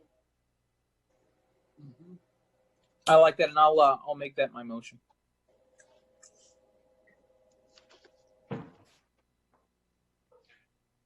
Any comments? Second. Say one more I'll time. second. Okay. Yeah, I'm sorry, I had to step away for a second. All right, let's go ahead and repeat Say it that for again, Fred. Sonia. I apologize. Councilmember Charette, that actually gives me the opportunity to make sure I've written it down correctly and we absolutely get it right. So what I was recommending, I had to find my fly swatter. what I was recommending is that the timelines that you've established for your existing operators, in fairness, apply to any of your new applicants, if we ever get there with new applicants, and that they just mirror each other, that what we want is performance and we want to incentivize it. With the caveat that if we get into conversations and discussions with the plaintiffs, that we might have particular performance deadlines for those plaintiffs based on whatever our settlement discussions are. Right. Now, if someone, And of course, the key word there is if. I keep saying it because I do not want anyone to believe that we've gotten that far yet. And I'll just defer to our community development staff. Does that sound reasonable? Having consistency across the board? Then I'm okay with it. Do we need a second on this? Did somebody make a motion? If not, I'll make the motion.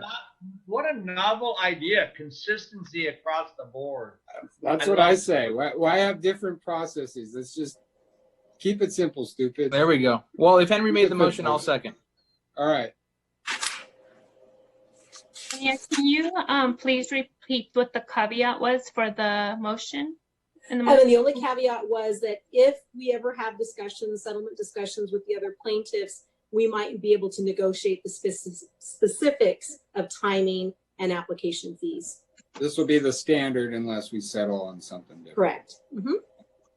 All right, any other comments? No. City Clerk, I think you know what you got to do. Just go ahead and repeat the question and then we'll take a vote. Okay, so motion by Councilmember, I had Councilmember Sanchez first, and then second by Councilmember Nickel. And that was to establish timelines for existing operators applying. I'm sorry, I lost my spot, just one moment. That the timelines established for existing operators apply to new applicants, with the caveat that if the city goes into discussion with the plaintiffs, that they might be able to negotiate the specifics of application fees. But that we would just modify, that we would stipulate that it may or may not apply to the litigants, depending on the nature of settlement. City Attorney, does that sound correct? Now, what language do we need to add in the motion so that the stipulation is clear? I just say with the stipulation to enter into individual settlement agreements if There it's you go. come to that. All right. I think we've clarified that. Let's go ahead and take a vote. Give me one second. Okay. Councilmember Sanchez. Yes. Councilmember Ibarra. Yes. Councilmember Figueroa. Yes. Councilmember Charette. Yes. Councilmember Nickel. Yes. Councilmember Richard. Yes. Councilmember Mulvihill. Yes. Okay, motion passes. Great. Okay. The other I'm looking here at the staff report. Have we voted on the 12-month cap to open? For the overall 12 months? Yeah, the overall cap. Yeah. You have not. That is a component of the timing. Yeah. But I do think, Councilmember, I actually like the way you have graduated the steps to performance, because if you do an absolute 12 months, I like it that you say once you get out of plan check, you've got 30 days, because we don't know how long someone might get stuck in plan check, which is really on us. And then if someone misses that, it's a big sacrifice, in my opinion. I think it's better to put the graduated steps that you've just adopted rather than put an ultimate 12 months. There seems to be more fairness in that. But we aren't expecting that they're going to open Because they still have to go through construction, TIs and all that. Do we anticipate they can get that all done in that same time frame? Well, the funny thing is I would really ask Blunt Brothers and Empire how they did it, because they were the ones that got through the process and with COVID and they were open before COVID. So, I mean, I think you've got two operators that are demonstrating in your community that can be done, and it can be done. So once they get the permit, how much time do they have to open? From the time they get their permit. So when they get their permit. Yeah, once they get their permit, how much time do they have to open? What has been your experience, Stephanie, that once they actually got their construction permits, and we have a couple, we have 1, 2, 3, we have 2 right now that are in that category. Have a Heart and Nibble This are in construction. And when do you how many days do you think it'll take? When did they get their permits? It'd be nice if we knew the date of when they got them and where they are in the process. But isn't that kind of a question? You know, my tenant improvements are going to take longer than Henry's tenant improvements because of what I'm trying to do. Well, and the reason I'm asking, because if we make it a really short time frame to perform on the permit, we may not end up with the type of quality facilities that we may want for our community. So I'm actually saying, you know, if they're planning to build an entirely new building, which would be a great thing, you know, in some cases, or significantly modify or improve an existing building, they need time to do that. And we want to encourage that, but we don't want them to sit on a permit either forever. We want them right, and that's why in your timing, I didn't speak to the construction, because I think the assumption is anyone who's moved through this timeline and gotten through all of these hoops and have pulled and they're actually constructing, I would think that they're not going to drag their feet. Whereas other people in this process, I'm trying to think of a reason why they may. Right. Or I don't think they would. But my concern is that you can build a Rolls Royce, or you can build a Chevrolet, and one takes longer than the other. Right, that's my point too. I don't want to artificially constrain a time frame, but I also want to hold them accountable and make sure they just don't sit on a permit forever as an entitlement and just not do anything with it, or anticipate that, you know, maybe through some interesting corporate restructuring, you know, put it on the market somehow and never build anything or never do anything. So writing laws based on suppositions, I think maybe is a little dangerous. So I think most council members here would be at ease if at the end we actually do put a universal deadline, being that 12 months. But I want to hear. I'm okay with even 18. I think in 18 you should be able to build a Rolls Royce. I don't know. I may, you know, our planning staff would be able to tell me, but in terms of the nature of these facilities, 18 months once you've got a permit, you should be rocking and rolling and in business, I would assume. Whether you're a Chevrolet or you're a Rolls Royce. Michael, don't building permits expire at some point? You pull a building permit and at some point So building permits are good for 6 months. Okay.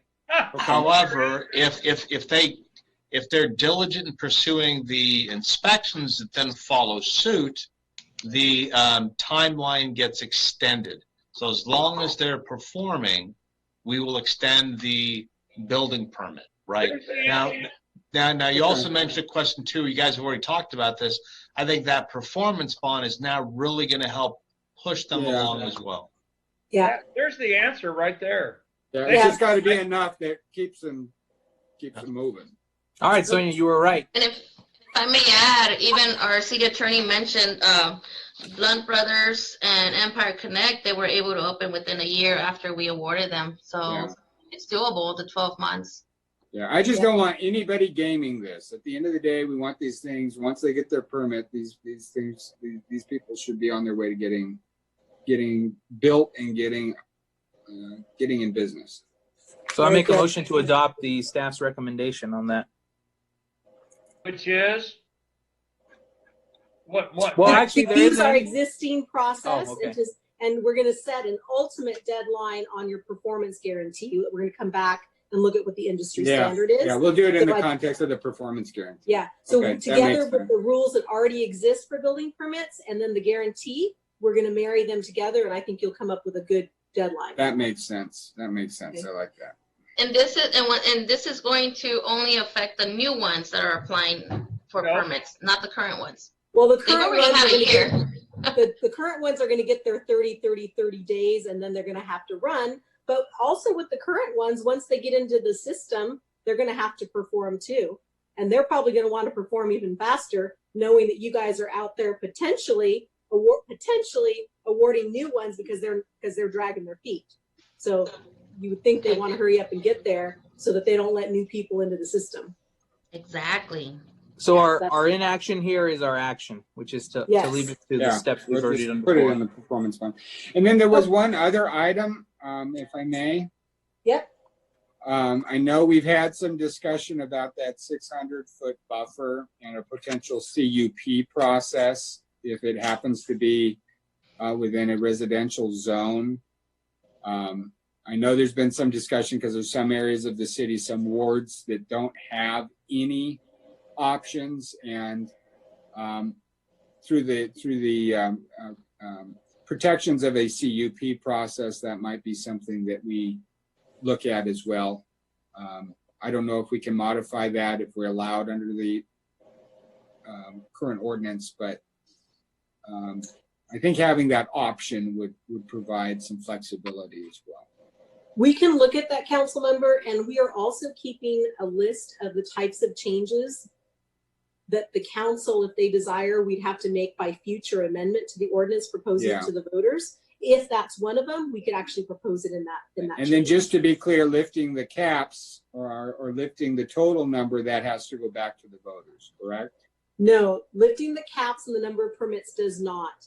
It The does ordinance not. that was approved by the voters says that to get started initially, you should do one permit for every 12,500 in population. And that renders 17 permits based on your latest population numbers. It says, however, once you've done that initially, you can control the number by ordinance. It's entirely up to you. You can allow 50 if you wanted to. Not a recommendation, just using it as by way of an example. Well, and I think I'm okay with caps on retail, but some of the other categories, I don't understand the rationale of caps on cultivation or manufacturing, distribution. I can't understand logically what the rationale would be. I think one retail or micro with retail per 12,500 makes sense. I agree with that as well, Henry. Yeah. Yeah. You don't want to dilute the market in terms of the retail market, but in terms of, the other aspects of the industry, I don't see the virtue of a cap. You have to watch out for manufacturing because they use volatile materials in the manufacturing process. Oh, yeah. No, I agree. And I think they need, obviously that gets into land use and all of those aspects as well. But in terms of a cap on the number of permits, I think there should certainly need to be conditions and requirements in terms of land use and location, absolutely. But in terms of number, absent the retail, I'm for caps on retail. But other than that, I see no rationale for caps on any of the other categories. So if you look at your current status of the ones you have in the system, you have 6 retailers, Stephanie? 5 or 6? Why am I? It's really small on my screen. Sure. We have 5 retail, but we have micro businesses that have retail type licenses incorporated into them. Yeah. Right, which also has distribution into it. So the cap really, because of micro businesses, it throws all of the other caps off. Right? Right. But my position would be if you're a micro business with a retail component, it applies toward the cap. I'm not sure I understand, but So if you have a micro business with retail, so let's say it's retail and cultivation, that retail component of that micro business assumes the overall cap on overall retail permits that exist in the city. So in this case, it'd be what, 20 or 21 total retail permits. So if you have a micro with a retail component, then that would apply toward that cap, and we couldn't issue any more micros with a retail component if we already had 21 total retail and micro retail component. There wouldn't be. License. There's only 5 allowed for right now. There's only What five we're saying is lift the cap, though. That's what I'm saying. The 5 goes away once you lift the cap. Don't We worry haven't about established 5 anymore. have we? We haven't. All right. Do we have any other direction to give to staff? Anyone? But I hesitate to ask. the other Go thing ahead. is being able to change from a retail to micro. Have we addressed that already? That was my last item. I want to Right. make sure, is there anything else from planning staff that I've missed? Yeah. I'd like to move to lift the caps on all but retail and leave the retail at the current 12,005 or 1 per 12,500, which is in the ordinance, and then just move everything else out of that cap category. So micro with a retail or retail. Okay, so right now when I talk to the caps totally, we're permits, you get 1 permit for every 12,500. 1 permit, that's the number of permits. Mm-hmm. You can actually increase the number of those permits. So the first question I would ask the council is, are you interested in moving from your existing 17 to a higher number? Yes. Okay. Yes. No. And if you, yes. No. Okay, well, okay. So if you are interested, throw out some numbers so we can start the conversation. Well, why don't we just have a motion to raise the cap and see where we're at? If we can't get through that, then there's no reason to have any more discussion. Perfect. Okay. So I would move that we raise the current 17 total cap on licenses. Second. Regardless of what type of permit, I'll be on We'll board with get that into one. further discussions on type, but let's just get this first vote out of the way to see if we're able to even go to that discussion. Okay. Any comments before we take a vote?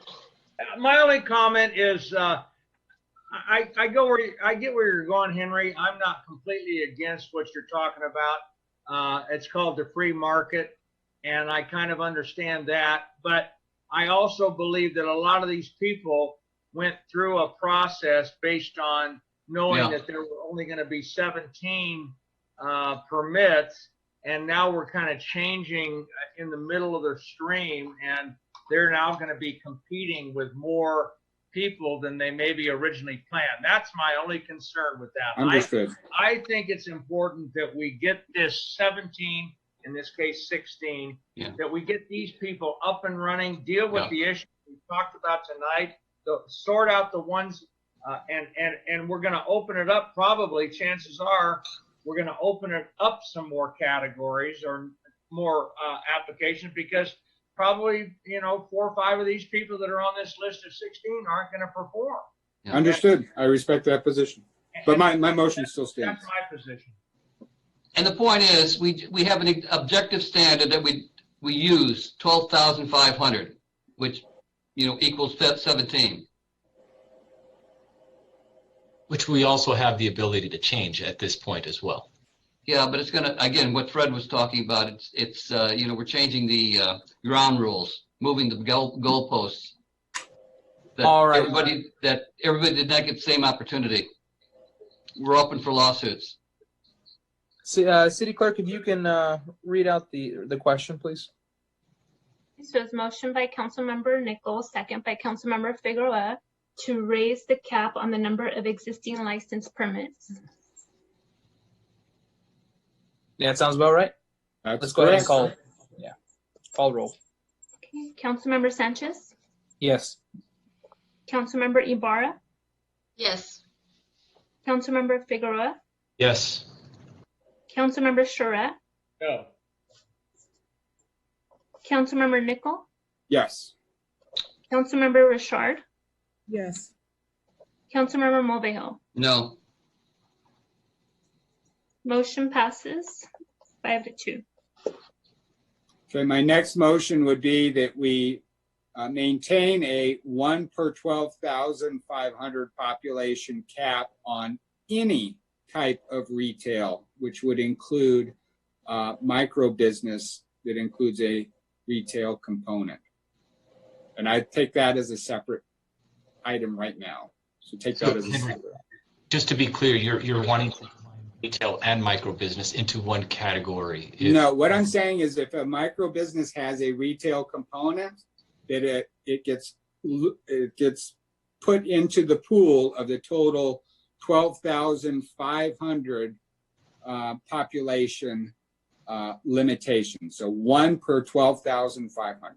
I understand what you're saying. So so if you go, so that would mean that you could have up to 17 retail permits if you're based on 12,500. That's so you may retail. want to Yeah, I would call it either retail or retail component of a micro. Right. Yes. So what I'm saying is that if you want to create this this cap, and I get where you're going, and you want to say anything retail, anything micro retail shall be based on some type of population. I'm just saying that if you base it on 12,500, that gives you 17. So you Correct. may want to. Okay. So we'll have 17 total of those that meet that condition. Got it. Okay. And then we'll get into the caps on the other categories in a minute. Got it. Okay. So that we can hold that until you tell me how many permits you want above 17. I say release the cap on all other categories. No cap. Okay, but we're now talking about the total. Know where you're going with this? Sonia, can I ask you a question, please? Yes. We haven't yet, I don't think, but we're going to be talking about these these incentivizations. How does that factor into this discussion right here?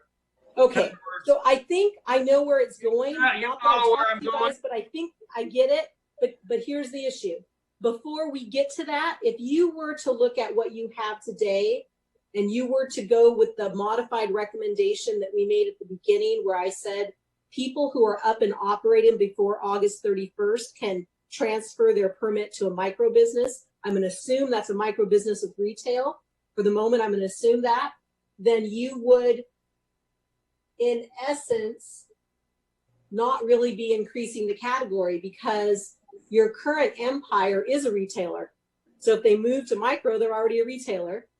If your Blunt Brothers moves from distribution and takes the micro, the retail, it increases it by 1. And by August 31st, it really depends. I think one more of your applicants will get in by August 31st, but the permits pulled and under construction, there's a possibility that 3 others get in, but both of them are retailers. So really, if you were to move this micro business opportunity, the August 31st one, and let's say in the best case scenario, you could end up with 1, 2, 3, 4, 5 micro businesses, but 4 of them are already micro business retailers. So you're really only increasing it by 1. Okay. Realistically, by August 31st, we're not talking about realistically 2 between now and August 31st. Yeah. It's not going to be, unless, all the other 9 or whatever just kind of get their rear gear and somehow miraculously perform. I don't see that really happening. We're really only talking about 1 or 2. But let me tell you that even if they did, council member, even if they did, those others that are about to pull permits, let's just say they get fired up, 2 of them are already micro businesses with retail and the other 2 are retail. So it isn't like you're converting all of them. They would be there anyway. So by changing the micro business, you're really the only one that is really changing is, and we don't even know that they would take advantage of it. Maybe they don't even want it. So the net result might be 1 or 2. Exactly. But the real question for you is this. I get what you're saying now, 17, but right now you have a total of 17 licenses, permits everywhere. Do you want to increase that number from 17 to a greater number? Why should we have any number? Why should we stipulate to any number? In the event that you may always have people in flux, by having your 17 today, if you assume a loss rate of some of these here, you may always want to have the ability to be working with some folks a little higher than 17 so that you can get to the point where you actually have 15 open or 10 open. Right, and Henry, the same argument is that a lot of these people applied based on 17, and now I get it, but the ordinance, what was passed stipulates that the council has the discretion to increase. So it's it was already clear that we had this discretion from the get-go. And what I say now is realizing that we have the potential now to stimulate this industry and generate revenue, and do so in a way that addresses some of the core challenges we've been confronting with the whole cannabis issue. I think now's the time we just do what we need to do and move forward. And I think that, having that retail cap, I think, is reasonable and is advisable, the 1 per 12,500, but all the other categories, manufacturing, cultivation, distribution, testing, I say no cap. Get rid of the cap and let them go. And as long as they meet those conditions in terms of the permit requirements and the guarantees, the more the merrier. Yeah, I think it's so long as they're not really necessarily open to the public, so to speak. Right, I don't see right. why there's really a need to even have I agree with that. Right. So then the real question is the council open to increasing by ordinance the overall number of permits from 17 to some number? I say that the only number that matters is the 1 per 12,500 population on retail or retail component. Otherwise, no other cap or number should matter. That's just the cap. That's the maximum number of any retail operations we can have in the city at any one time is 1 per 12,500. Which would be. And then are you, okay, sorry. So you're saying if we have 17 operators that are in the retail business and we have 4 more that want to come in and do cultivation, you're okay with a total of 21? Absolutely. I missed that part. Got it. Yeah, no, that's what I've been saying. There's no cap on anything else. We can have 100 cultivators in the city, but there will always only be 17 retail or combo micro retail. Got it. Okay. That's it. That's the only limit. Yes. Okay. Is that a motion, Henry? So then just real quick, Henry, also as well. So the micro aspect, at the micro aspect, there wouldn't be any limit if the micro decided to go with. If they were a distribution cultivation micro, you could have 1,000 of them. Okay. But the minute they put a retail in that micro, boom, nope. There's a limit on the that. 1 per 12,500 cap. Interesting. Okay. Well, if that's a motion, I will work with staff to figure out how that ordinance looks and how we draft it. Well, we got to vote on it first. I don't know if we're. Yeah. Okay, so motion. If there's a motion. So what I'm understanding is 17 retail and micro retail total.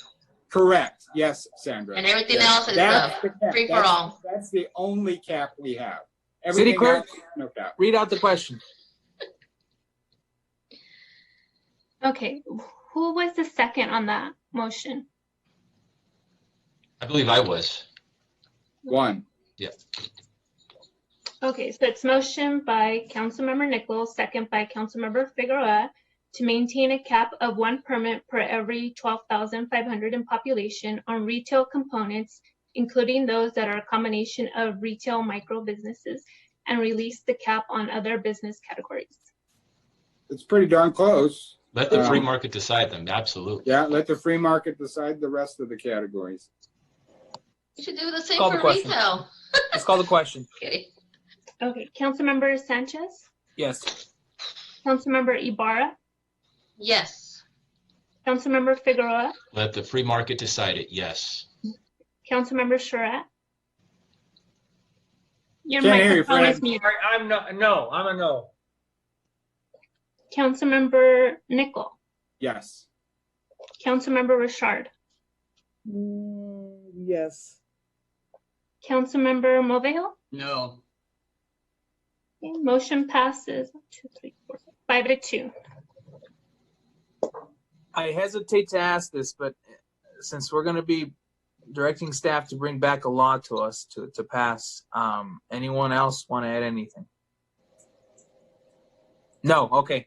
Let's move Okay, I on. have one last item, Mayor Pro Tem, and that's just the action on the resolution that was proposed. This is resolution number 2020-148. It would authorize the transition of any currently opened or anyone opened on or before August 31st to turn their existing permit into a micro business permit. Again, Move to only approve. those who are open and that time. And then we would make sure the resolution says that permits, these are opportunities to perfect a permit. They are not an actual award of a permit. Move to approve. I have a concern, if I may, Mayor Pro Tem. Go ahead. Okay, so right now, and I emailed our staff about this. We have Empire Connect that is already open as a retailer. They would be given the opportunity to also get the micro business permit. But I want to point this out that they also have the Orange Show Cultivators preparing to submit for a plan check right now for a micro business. Same address. My concern is, and I read their email, not sure who else read it or not, but from their email, it made it sound that, okay, we'll get the second micro business and we'll get a second location. That is my only concern, that we're going to be, I feel like we're going to have a monopoly up here on micro businesses if we do this. That's my only concern. If we do that, if we allow them to get a micro business when they already have one, but they haven't moved forward with opening that micro business. Hope that But makes they want sense. to convert. They have a retail that they want to convert. Correct. They have a retail, but in that same address, they have also a micro business permit under Orange Show Cultivators. They've been preparing to submit for the plan check. My question is, why have they not opened up the micro business, but they went with the retailer first? What's holding that up? Otherwise, they're going to look into another location. But remember, I think that's a fair question. Go ahead. Tonya, go ahead. So I think remember that what we're trying to do with this is incentivize the growth of their existing business, because they have proven, regardless of whether they have 10 other permits or no other permits, the goal here is to incentivize them expanding their business so that we can get more revenue sooner, because they've proven that they are people that can actually get open and operating. If they decide not to, they're going to get the letter on the Orange Show Cultivators that says, hey, get in gear. And if you don't, they may decide that they're just not going to do it, right? They may decide, hey, I can transfer this one into the micro business. I'm not going to pursue that one. Well, from their email, it sounded that they're willing to take the second one regardless. That's how I read their email. I haven't really heard otherwise from them, but if anybody did read that email, they said, we'll take that second one. We'll just go to a different location now.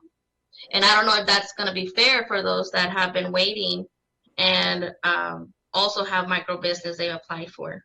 Okay, well, the other ones that are waiting and have not done anything or haven't moved through, that they're either just in plan check. We have one micro business, and we also have people that have gone through plan check. We have 2 micro businesses that actually went through plan check and they haven't perfected it. I don't know how long they've been through plan check, and maybe that's a fair question for staff. But in that category, we have 4 businesses that we have in the about to pull permits. But how long has it been that they're about to pull permits? Yeah, and I'm familiar with the location, and they're currently building out the cultivation side of that location. What they're saying is we already have an active retail. We're building the cultivation side that's consistent with our micro license. What we want to do now is take that retail and build another retail, which is a quality retail. You should see their store because it's a quality retail establishment. And it only benefits us. There's no detriment to the city to doing this. Zero detriment. It's a license that we've already applied, and we've already had the discussion about transferability of location and determined that it's really not an issue. Why should we care as long as the location is consistent with the land use and the zoning? So I think we've already had that debate. I think this is the right thing to do. It makes a lot of sense. And it incentivizes those existing or those that are close to opening to get their tails in gear and get operational. So it just makes sense all around to approve the staff recommendation on this matter. If I can comment, I support this incentivification, or whatever the word might be, incentivizing these people. And I don't want to, you can't disincentivize somebody that's already open, and they're already open, and they're getting a benefit of this incentivification, if that's a word. But why are we incentivizing them when they're already open? Because they've performed. And they have another license. Well, that wasn't part of the deal. If you perform, we're going to incentivize you after No, they haven't performed on the other license, though. No, I'm not talking about that. I'm talking about the proposal that's on the agenda. Resolution 2020-148 is giving these two top people that are open, we're giving them. No, because it's 90 days. It could apply to anybody that gets open in 90 days. Can I finish? Can I finish? Go ahead, Fred. Finish. We're giving them an opportunity, and they're already open. So I get it. I'm not saying that we shouldn't do that, but it's kind of not consistent when they did what they said they were going to do anyway, and so now we're throwing them a bone, kind of a little. Thank you very much for doing what you said. But they're going to open another revenue generating business, Fred. You're going to get two now. Right now you have one. By doing this, you're going to get two. You're missing me, Henry. You're stuck on something. You're missing what I'm saying. I'm saying the next 2 or 3 down the list that are very close, we want to incentivize them to yes, open. and I agree with you, Fred. What I'm saying is as long as they get open in 90 days, now if I can finish, Yes, Fred, so as long as they get open in 90 days, they can take advantage of the incentive as well. So we changed you're missing my point. Council member. You can't incentivize somebody that's already. I get it, Fred. I know what you're arguing. Fred, we're gonna let Sonia talk for a little bit. Sonia, go for it. Well, thanks. That's all I'm saying. I'm not opposed to it. I get it. I think it needs to be said. This plan came forward to the council and it's not incentivizing. It's throwing these people a bone. Boy, thanks for doing what you said you were going to do. And I'm not opposed to that, to give them a little bit of a bonus for performing. That's all I'm saying. Okay. But That's the fair. word incentivize is not fair for those two because they're open. If we want to incentivize the next, the ones that open in the next 90 days, fine. I understand, Fred. I got it. All right, we're gonna let Sonia talk for a little bit. Sonia, go for it. I'm trying to convince. The proposal is to actually offer more incentives to those that are just at the cusp. The proposal also says to 2 of your operators who are already open, they obviously know the secret recipe to getting open. And if they can expand their business, they can expand your revenue. So it's kind of twofold. Hurry up, you guys. August 31st, any of you that have been dragging your feet, this is your opportunity to come in. And we're glad that you're going to work hard. And for those other 2, hey, well, we're waiting for everyone else down there at the very bottom of the list because we don't know what those people are going to do at the bottom. If you guys, since you have this, you know how to do it. If you can expand what you got, we love it. That will result in more revenue to the city. So that's what's behind the proposal, nothing more. And again, we didn't make this stuff up. This comes from conversations that we have been talking about for a while now. I get it. The city attorney, I'm okay with it. if I may, once again, I want to emphasize Empire Connect and Orange Show are the same operators.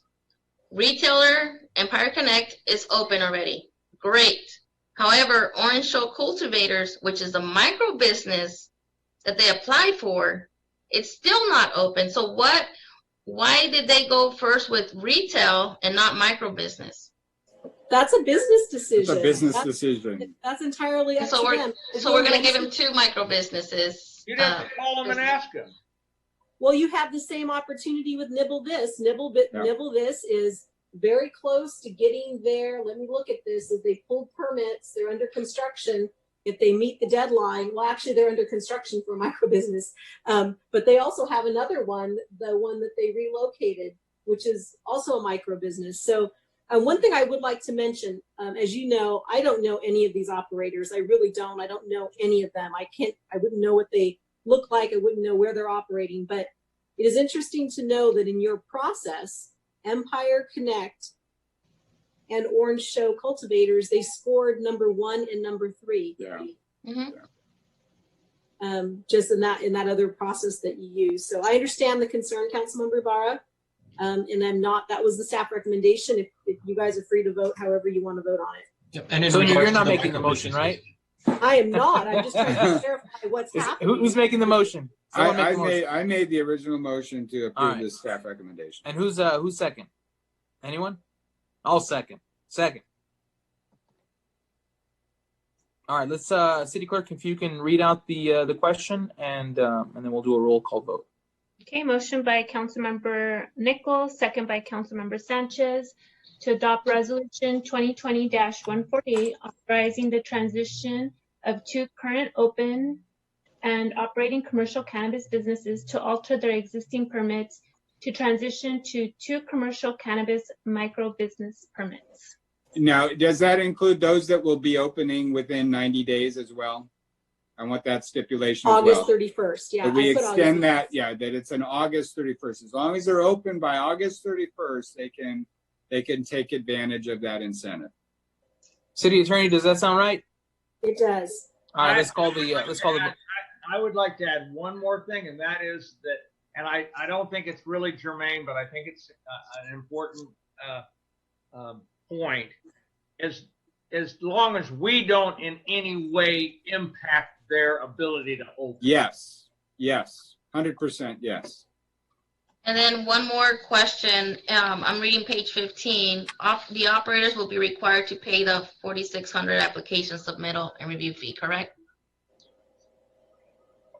Yes, if they want to transfer. Yeah. That's the proposal from staff. Okay. All right, let's City Clerk, if you could please call the vote or call the roll. Councilmember Sanchez, Yes. Councilmember Ibarra, Yes. Councilmember Figueroa, Yes. Councilmember Surratt, Yes. Councilmember Nickel, Yes. Councilmember Richard, Yes. Councilmember Mulvihill. No. Motion passes 6-1. I think that's it, right? That is it for this item. Thank you very much, Councilmember. There's actually Yes. So before I Thank look, you, staff. Thank you. Just real quick, want there's to- actually there's one point that I don't think we actually really even got to is, let's say hypothetically, those who do go through the micro and retail and don't meet the deadline criteria, what then becomes of the remaining licenses? Do we use it do we refer to it as a baseball lineup where we just go back to the top of the line and just go through the list again? Because potentially there could be some that just aren't going to make it through the process, whether it's the 12 months, 18 months, whatever that process is, they're going to forfeit. There's going to be a percentage that might forfeit, at which point do we then just start at the top again and just go through the lineup? Yes. So I think that's the reason why in your ordinance, obviously I didn't draft it, but I think that's the reason why we're required to give you an annual update for that very reason, is if you don't keep people in that on the lineup, you can decide what you can do. If you'd like to give us direction to work, I don't think we could do it super, super quick, but if you want us to come back with how do we repopulate the lineup, so to speak, I think that's what you're talking about. How do we repopulate it? I could talk with staff about some ideas and maybe look at what other cities are doing. I really don't know what the concept was when this thing was drafted. Was there a concept, or was it like, we'll get to that when we get to it? Does that suffice, Juan? I just think that it would be important to look at those who have actually been successful in opening up, and then they've obviously have demonstrated that they know what they're doing and can actually open up. And it's a potential revenue stream for the city to actually have them open and not just having licenses sitting there unused. This is a revenue stream for us that we should at least consider, reviewing and allowing some of those who have actually demonstrated that have been successful to take another swing. Okay. Anything else? All right. Well, I just want to say that I'm very proud of this council. We almost spent 2 hours on this item, but what that shows to the public is that we are working hard for all of you out there. and we showed some agility. We showed some agility by assessing the situation and adjusting accordingly. So I'm very proud of this council. I really am. I'm going to call a 5-minute recess. People need to sit down, maybe have a drink of water, or use the restroom. So please, I'll call a 5-minute recess and then we'll reconvene.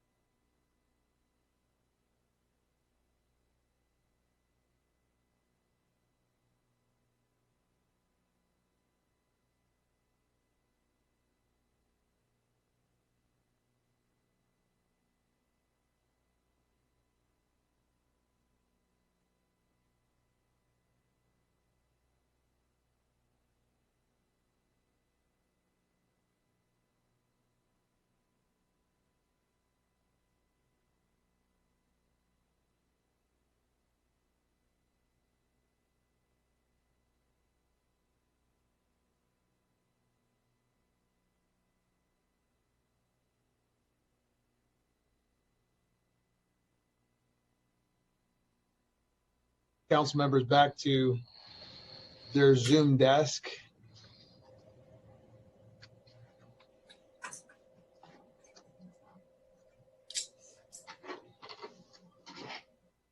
Okay, we got Fred, Juan, Basine, you're back up. Give me a voice call-in. You're here. Sandra, you're in. Jim, are you back? Jim? Jim is heading in. Ibarra's, she's here. I think we got a quorum, Councilman Nickel. All right. We're going to get right into it, folks. Number 2, award of construction agreement for the Palm Medians Landscape Improvement Project. There's 4 recommendations as recommended by our staff report. And we'll go ahead with Ms. Jensen. So proceed with staff report.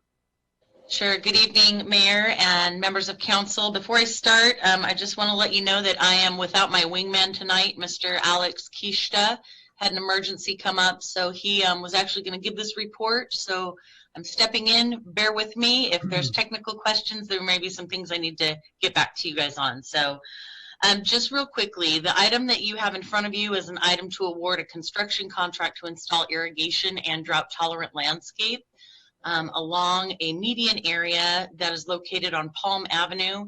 It runs from Parkdale to 40th Street. We placed this item on the agenda tonight to provide some additional details to the Mayor and City Council on staff's recommendation. I know the topics of the medians at Muscooby as well as Mountain View have been topics for a while. So with this, we just really kind of wanted to give you some insight as to why you're seeing an award for Palm Median. So quick background on the project. The San Bernardino Municipal Water District, East Valley Water District, and San Bernardino Valley Water District had entered into a settlement agreement a few years back, and there was funding committed by each of those agencies, $500,000 each. So $1.5 million that was set aside as a result of the settlement agreement for conservation projects. And the expenditure for those water conservation projects, the locations were to be determined by the San Bernardino Water District and the city. And there were 4 locations chosen initially: the Feldheim Library, the Broadmoor medians, then we also had Muscooby and the medians on Mountain View Avenue.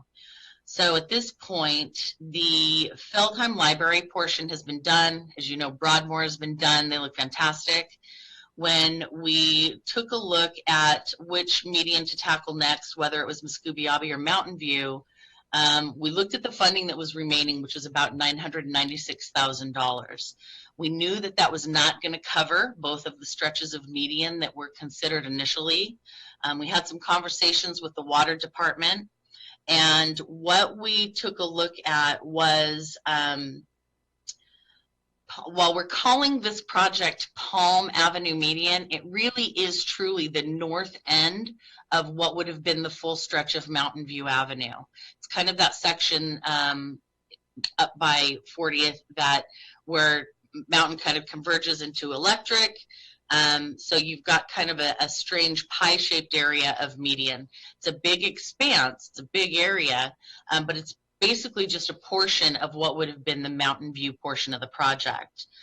So the staff at the time decided to go ahead and hope that they could squeeze in both kind of this smaller piece of Palm as well as the stretch of Muscooby. And so conceptual plans were drawn up, a town hall meeting was held, and both the Muscooby portion as well as this section of Palm were presented. Some of you may have been there, so feel free to be interactive and tell the story. But my understanding is that when the Muscooby portion was presented, the residents at the time, the input that was provided was that they wanted to see more grass than the drought tolerant hardscape. They had also requested other additions, such as a monument for that area on the median. And then in terms of the feedback on the Palm Avenue portion, my understanding is that it was really well received as presented in the conceptual plan. So based on the feedback that had come out of the town hall meetings, staff came back, got with our consultant, talked to them about getting us some updated estimates on what it would be to do the improvements from the input on Muscoobiabi from the residents. And the numbers that came back from that kind of estimate update, if you will, gave us the information that told us that we would not be able to do just Muscoobiabi for the $996,000 that we had left at the time.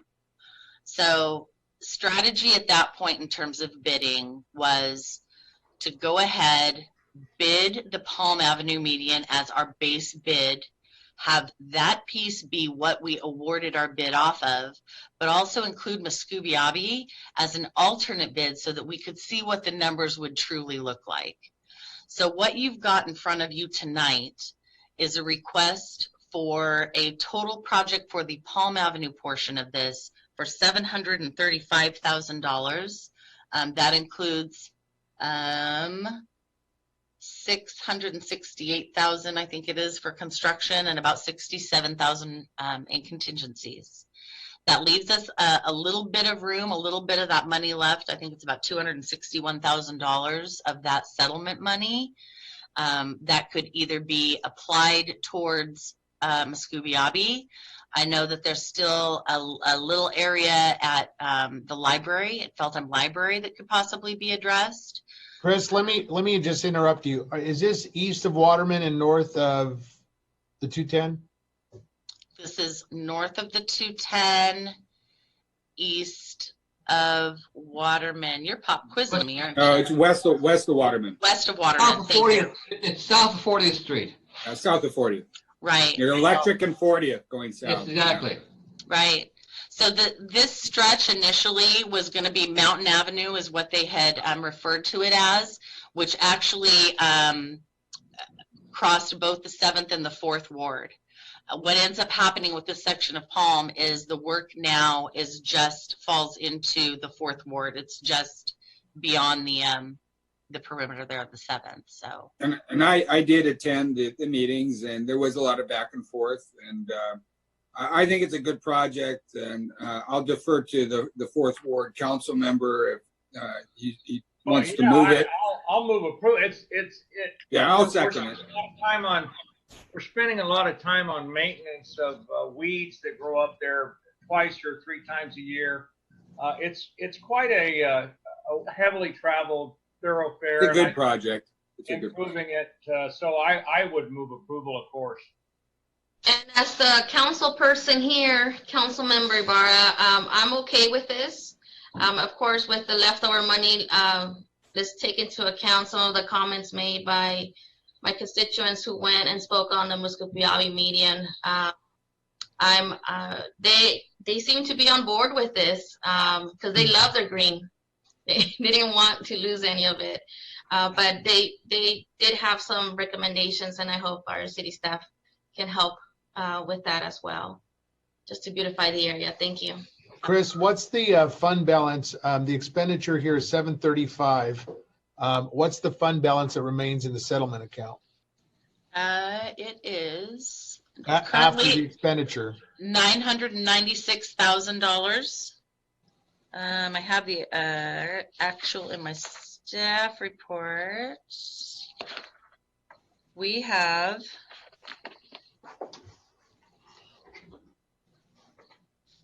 $996,362 remaining in that settlement money.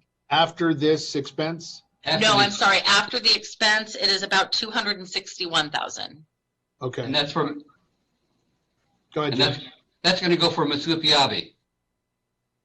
We will come back and we can talk about what the council would like that last piece to go for. If I may, Mayor, just one more piece. I also know that there's potential for grant funding for conservation projects through the Valley Water District. So that's another opportunity for us to maybe put some funding together with this leftover to address the Muscoobiabi or another project.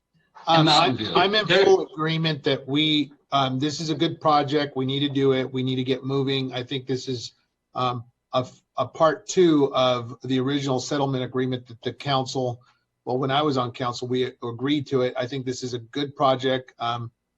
I want to encourage some more creative thought on the next go around, though, when we have those water conservation grants. Mm-hmm. We also need to look at, and this is a great project. I mean, I'm not dissing it in any way, but here's where I'm going with this. The opportunity is, how do we incorporate art and culture as well as somehow beautify our entry points to the city? I think that all council members would agree that we need to work on our entry point monument, those thoroughfares off 2nd Street, certainly off 5th Street, off Baseline. We need to improve our entry points. And so this is a great project tonight. We'll talk about it later, but I really would like to encourage staff to consider alternatives on how to improve our monuments. And I was going to make that point as well, Mayor. I'm sorry, I didn't mean to interrupt. So go ahead. Well, what I'm getting at is we need to expand our horizon. I mean, God bless Muscoviabi, God bless, the Palm Avenue and the Mountain View corridor. I mean, but we have established, if we were to keep those and maintain those, keep them cut and mowed, fertilize, and keep the grass green and cut, I think we have something good. But we need to continue to beautify and implement those beautification corridors. The biggest thing, in my view, is when we eradicate blight, graffiti, and demolish old buildings that really have no more use for our community, as well as incorporate and configure those entry points to POP, including our airport, by the way. I think the airport really is a monumental entryway, as we have Amazon Air coming to San Bernardino. By the way, I think that's a moment for our city council to celebrate. Out of 480 or so cities in the state of California, Amazon Air decided to come to San Bernardino International Airport in the last 4 weeks. That's big, folks, 25 flights daily. And so those are opportunities for us to kind of dogpile on and say, hey, what are we doing to optimize those entry points? So anyway, Councilman Figueroa. Thank you. And I'm sorry, I didn't mean to interrupt, but you kind of hit on some of the points that I wanted to make, is that there are already existing monuments, welcome to San Bernardino type of monuments that need a lot of help, that the signage is broken or the lights don't work and they're in the center median. And these are some of the main entry points to the city as well that do need some attention. And so that's what I wanted to kind of put some focus on as well for future. But this is great. This is progress. This is a great project. But there are some existing monuments already in the city that do need some attention as well. We'll take a look at those for you, Council. Okay, very good. Any other comments? Okay, there's a motion and a second, and Ms. City Clerk, if you call the roll, please. Councilmember Sanchez, Yes. Councilmember Ibarra, Yes. Councilmember Figueroa, Yes. Councilmember Charette, Yes. Councilmember Nickel, Yes. Councilmember Richard, Yes. Councilmember Mulvihill. Yes. The motion passes 7-0. Okay, very good. Thank you. Item number 3, setting the 2020 regulatory fee on fireworks. I'm sorry, for the sale of Safe and Sane fireworks. Ms. City Manager. Thank you, Mayor. We're going to turn it over to Rebecca Kramer to give the report. Rebecca, you're muted.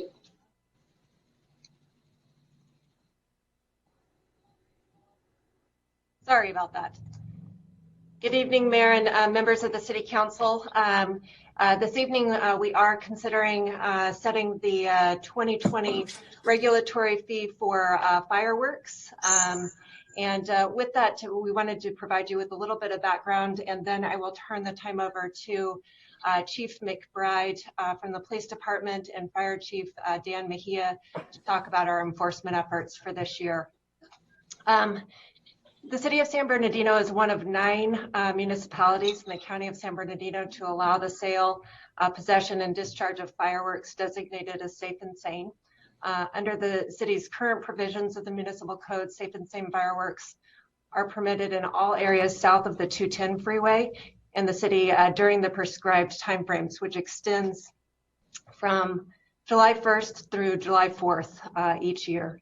In September, as you will recall, the LRC took the issue of fireworks under consideration and made recommendation that the council adopt an amendment to the municipal code enhancing our penalty structure for fireworks, and then establishing a fund consisting of fines collected from fireworks violations to be set aside for reward. That was adopted in May of 2020, so that is currently in place. The city currently allows up to 35 licenses to nonprofit agencies for the sale of safe and sane fireworks each year. And that regulatory fee for the sale of those fireworks is established annually by the mayor and council based upon 10% of the gross sales of all fireworks sold in the city. And the purpose of that regulatory fee is to raise the funds required to cover the reasonable regulatory costs of issuing permits, and then, of course, enforcing the provisions of our municipal code as it's established. And each year prior to imposing that fee, staff prepares a study of the anticipated costs and present those for you for approval, which is what's under consideration tonight. And that is required to be done before July 1st of each year. So as such, we have presented the resolution for your approval. And I would like to turn the time over to both our police chief and fire chief to talk about what we are doing in terms of enforcement this year. And then certainly would be happy to address any questions that you may have. Good evening, Mayor and council members. So this year's fireworks plan is based on our evaluation of historical data of fireworks complaints, coupled with information received this year to determine the peak days and hours and where geographically we receive the most calls. The schedule is built around having the most officers present during those peak dates and times when we receive the most complaints.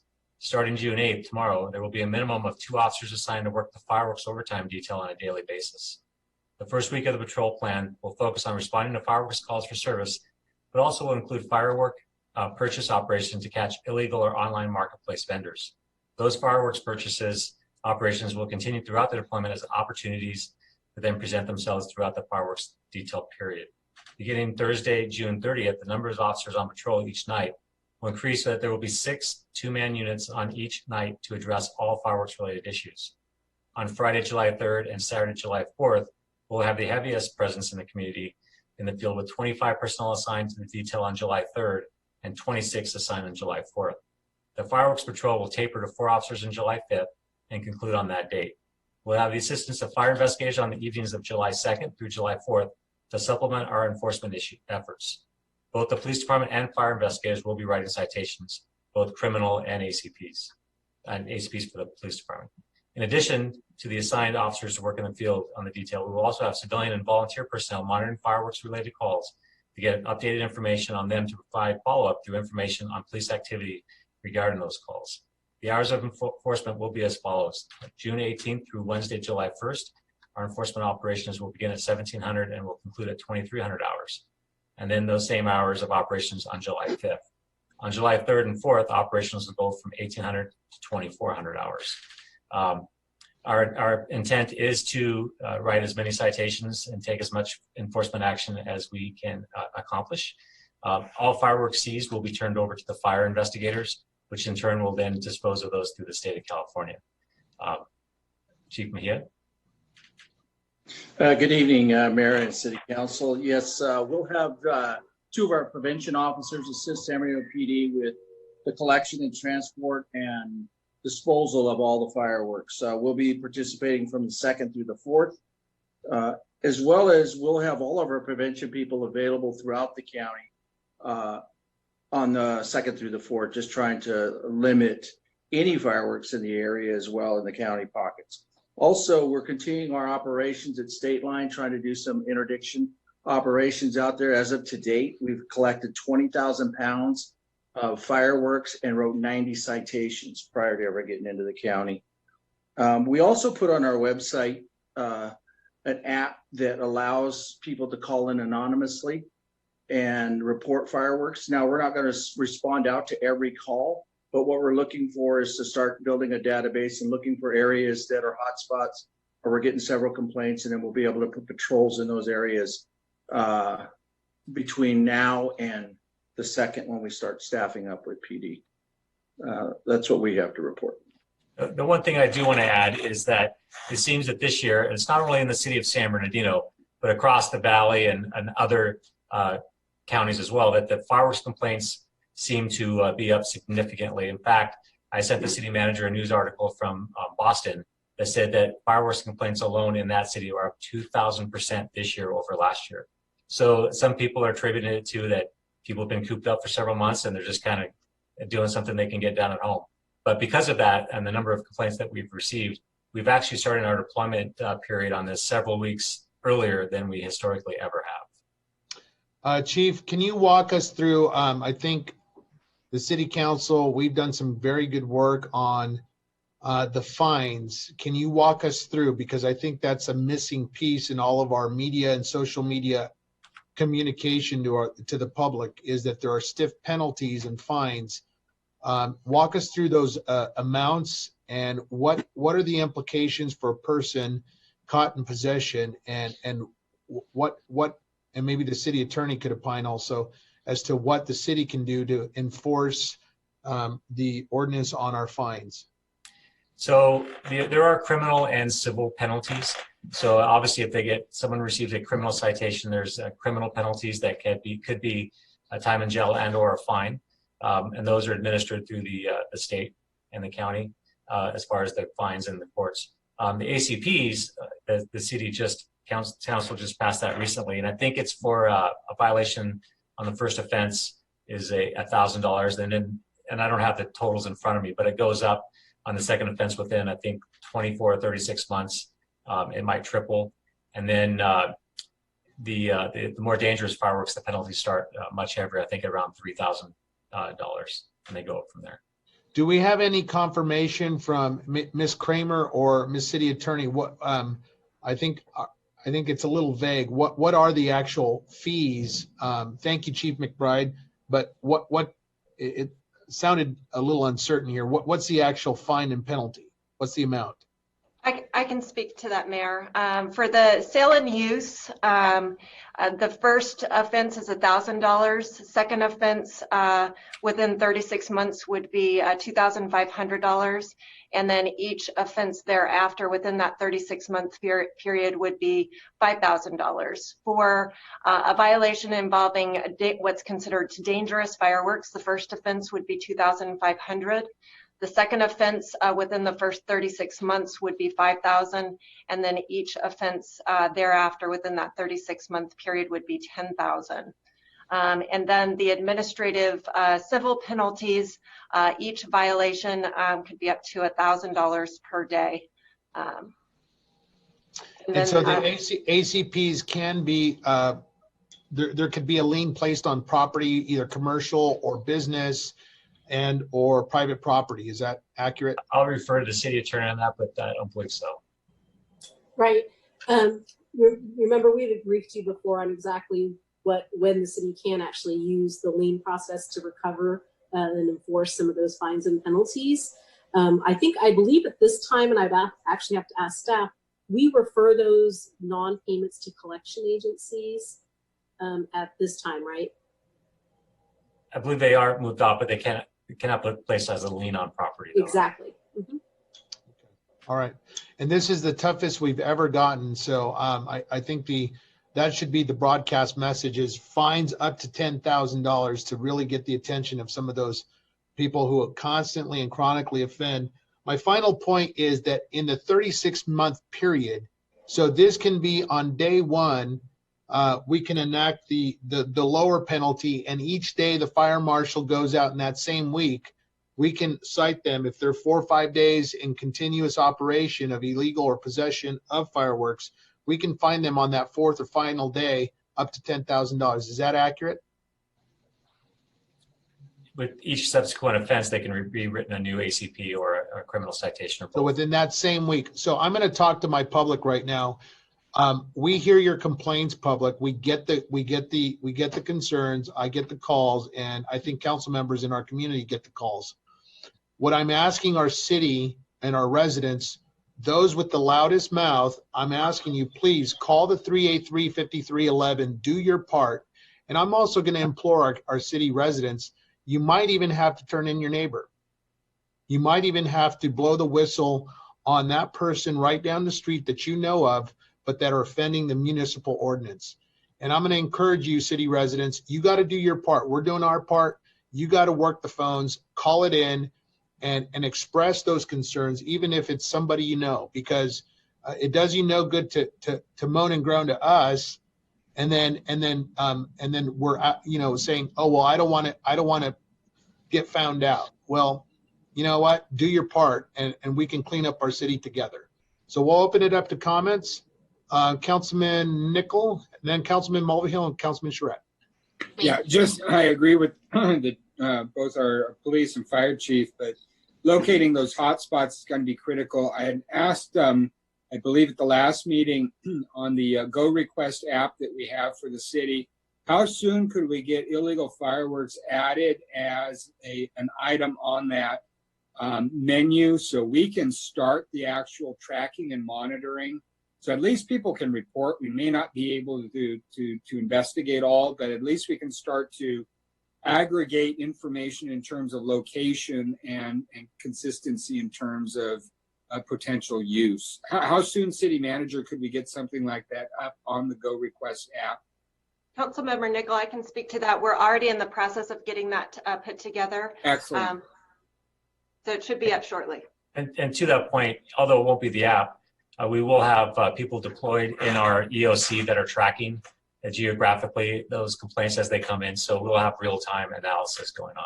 And I also wanted to thank the police chief. I saw the video on social media on the fireworks. Thank you. I think all this messaging, as long as it's consistent and persistent, I believe we'll start to get through. So thank you, Chief McBride, for putting that together. And we all need to work together on this, but thank you for your assistance on that.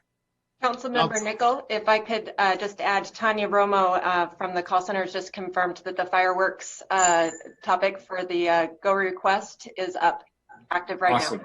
Thank you. Councilman Mulvihill. Yes, Chief McBride.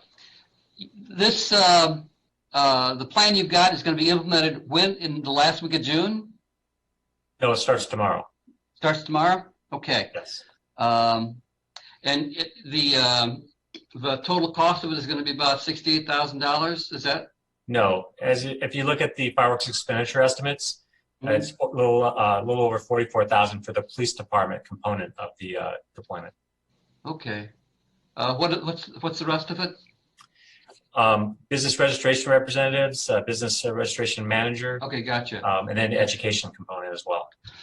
You know, don't we have a triangulation option to locate firearm shots? In other words, can't we identify the location of where somebody's shooting a firearm? I think you're referring to the shot spotter technology. The city does not have that. It's very, very expensive in the millions and millions of dollars. And it's not something that the city has the resources to invest in. I see. Okay, thank you. Councilman Charette. Well, thank you very much. It is not my general rule to throw people under the bus, but I just really can't agree with anything that I'm hearing tonight. I've got one text that I'm going to read, and it's like the second or third request, and this person and I, and it's only one, I'm just going to use this as an example. And it reads, sorry to bother you this evening, but now people are so bold as to stand in the middle of my street and set off fireworks. Do I call 911 or have you a better idea? Never mind that I scared them off by threatening to call the police, Mr. Charette. say something at the next meeting. This is out of control. Well, I would have said something at tonight's meeting, whether I had gotten that text or not. And I'm being texted actually by that person right now saying they're tired of the lip service. I understand that this is a problem, and you all know where I live, and I can sit on my patio and I can see from Cal State to Palm Springs and to Riverside, depending upon exactly where I am. And I'm fortunate to have that wonderful view of this valley. But I see what's going on. I understand the difficulty in triangulating or finding these people. But when I get a call from somebody that said, I called dispatch and they said, well, go make a citizen's arrest and then call us back. This is, you know, we're starting tomorrow. Well, we should have been starting about 6 weeks ago, because the bombs, and I'm sitting at home right now in the North End, and they're going off as I speak. And the response that the citizens are getting, and I've got emails, I didn't take the time to count them all and to read them all tonight, but the public is pissed, is the only way I can put it, and they do not believe the lip service they're getting tonight, because we've been calling and they've been calling and I've been telling them to call in. They're being told, and then so I want to know peak days. It was mentioned, Chief McBride. You said peak days. There are no peak days anymore. They're all every night, every single night. Henry can attest to it in the 5th Ward. I can certainly attest to it, and I'm just not accepting this what we're being told. I think we can do better. I understand. I sit out and I can see a bomb, I can hear a bomb, then I can see the sparks, and it's very difficult in the dark to determine where they're coming from.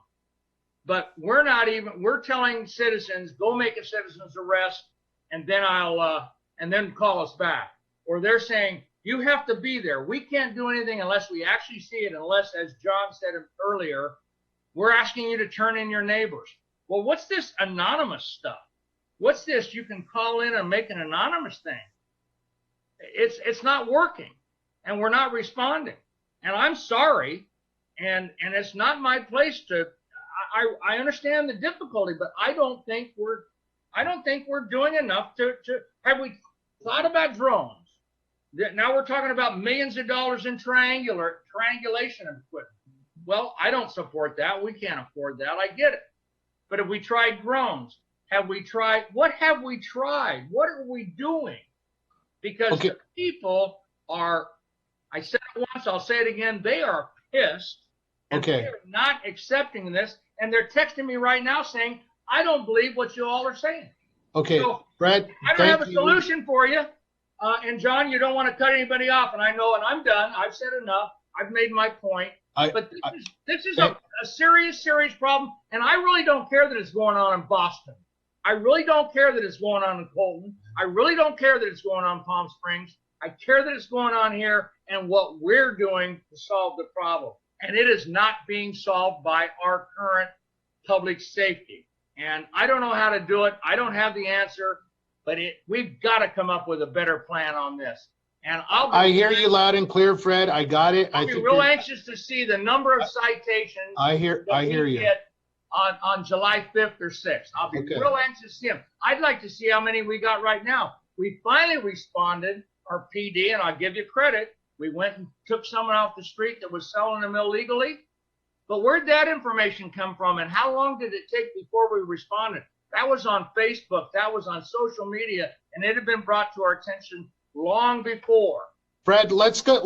We got a lot of agenda items tonight. I understand. Well, I want to make sure everyone knows that I care and that this is not going away. Okay, I got you loud and clear, Fred. I understand your passion. I get it. We get it. You're repeating yourself. It's not passion. I'm pissed like my constituents Thank you. are.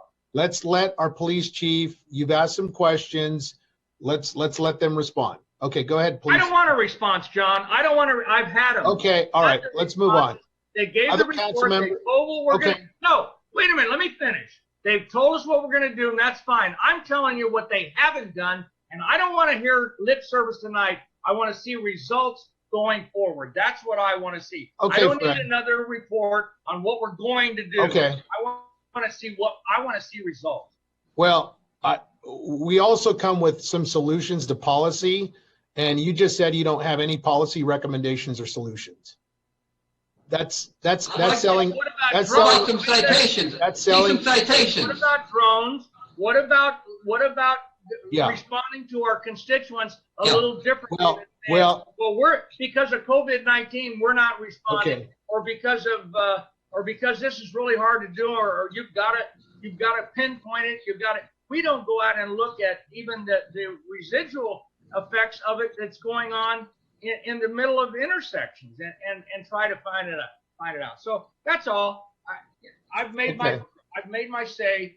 It's up to the staff to respond.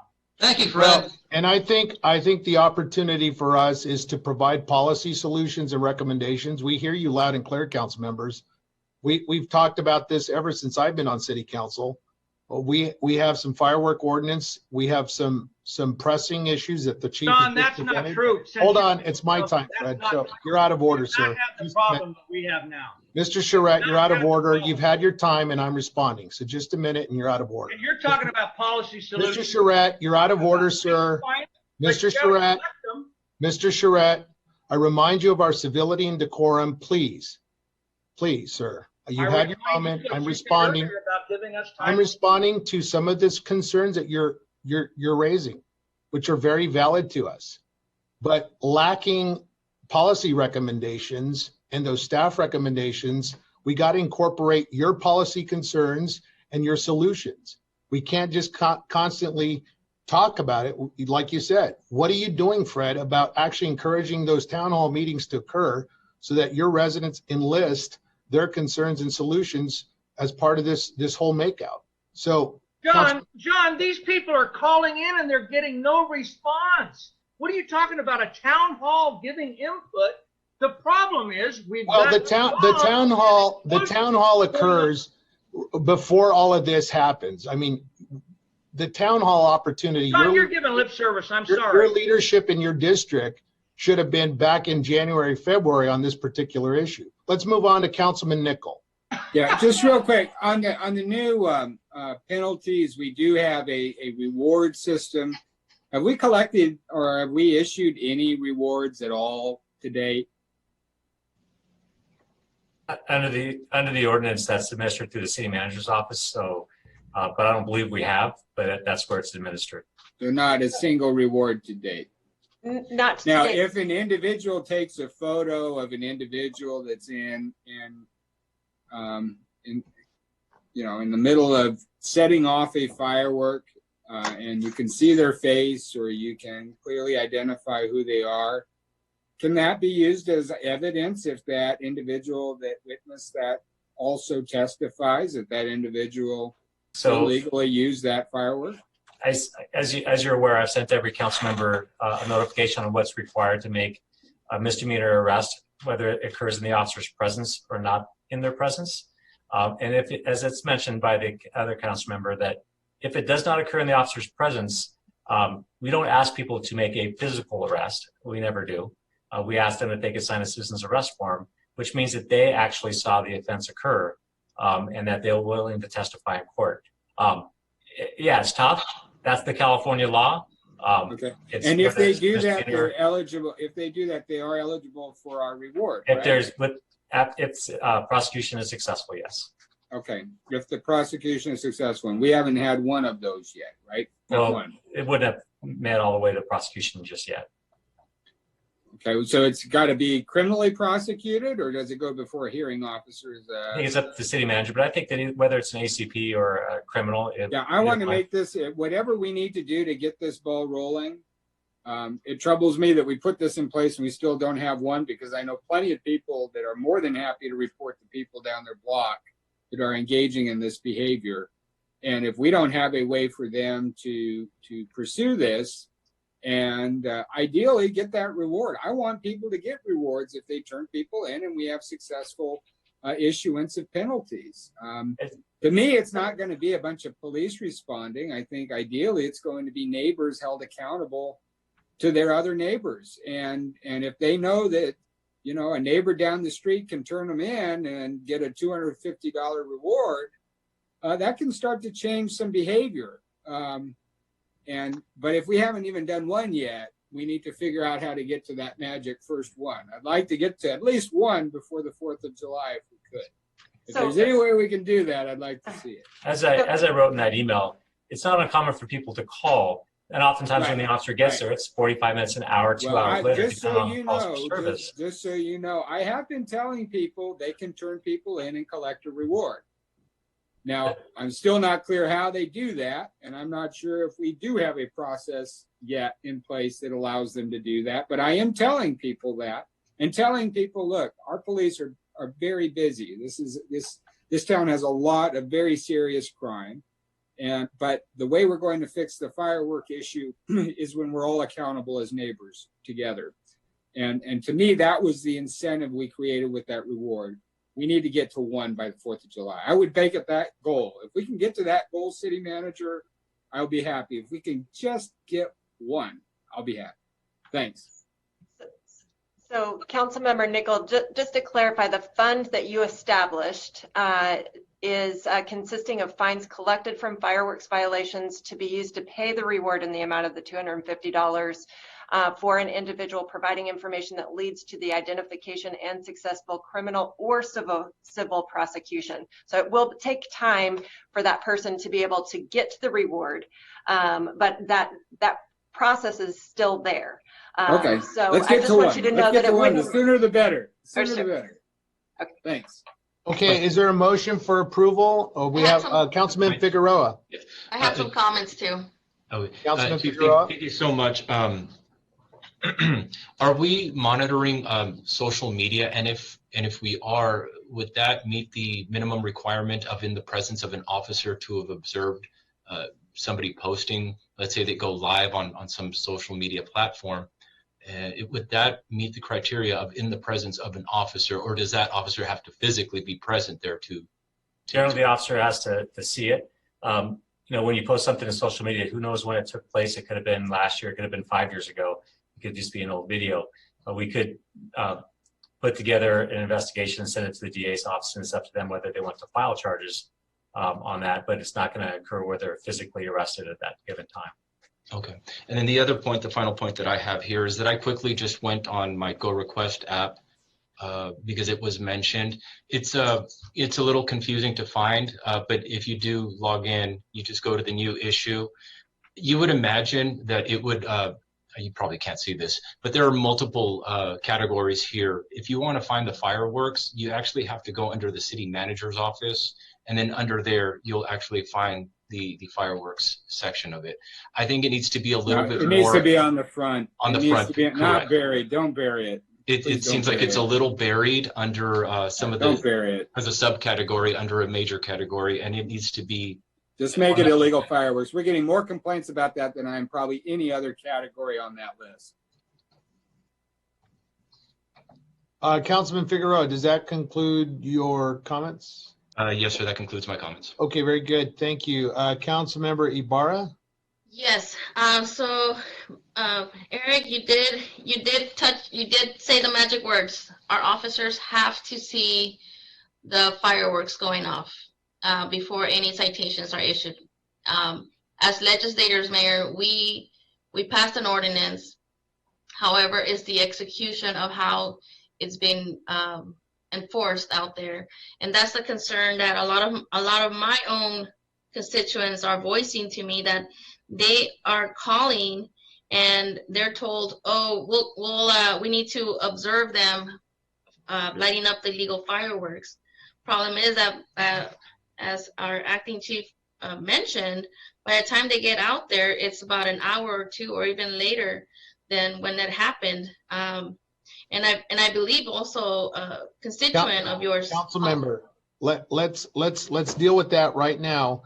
And if there's consensus, we can ask that protocol at dispatch level, especially during the season and height of firework. Maybe Ms. City Manager, can you provide direction to our police chief on that particular matter, that when a call comes in, dispatchers, I mean, I don't know the protocol, but can we discuss that and talk? Your light turned off. Can we deal with that? Let's talk about that. Ms. City Manager, what's the best way to do that?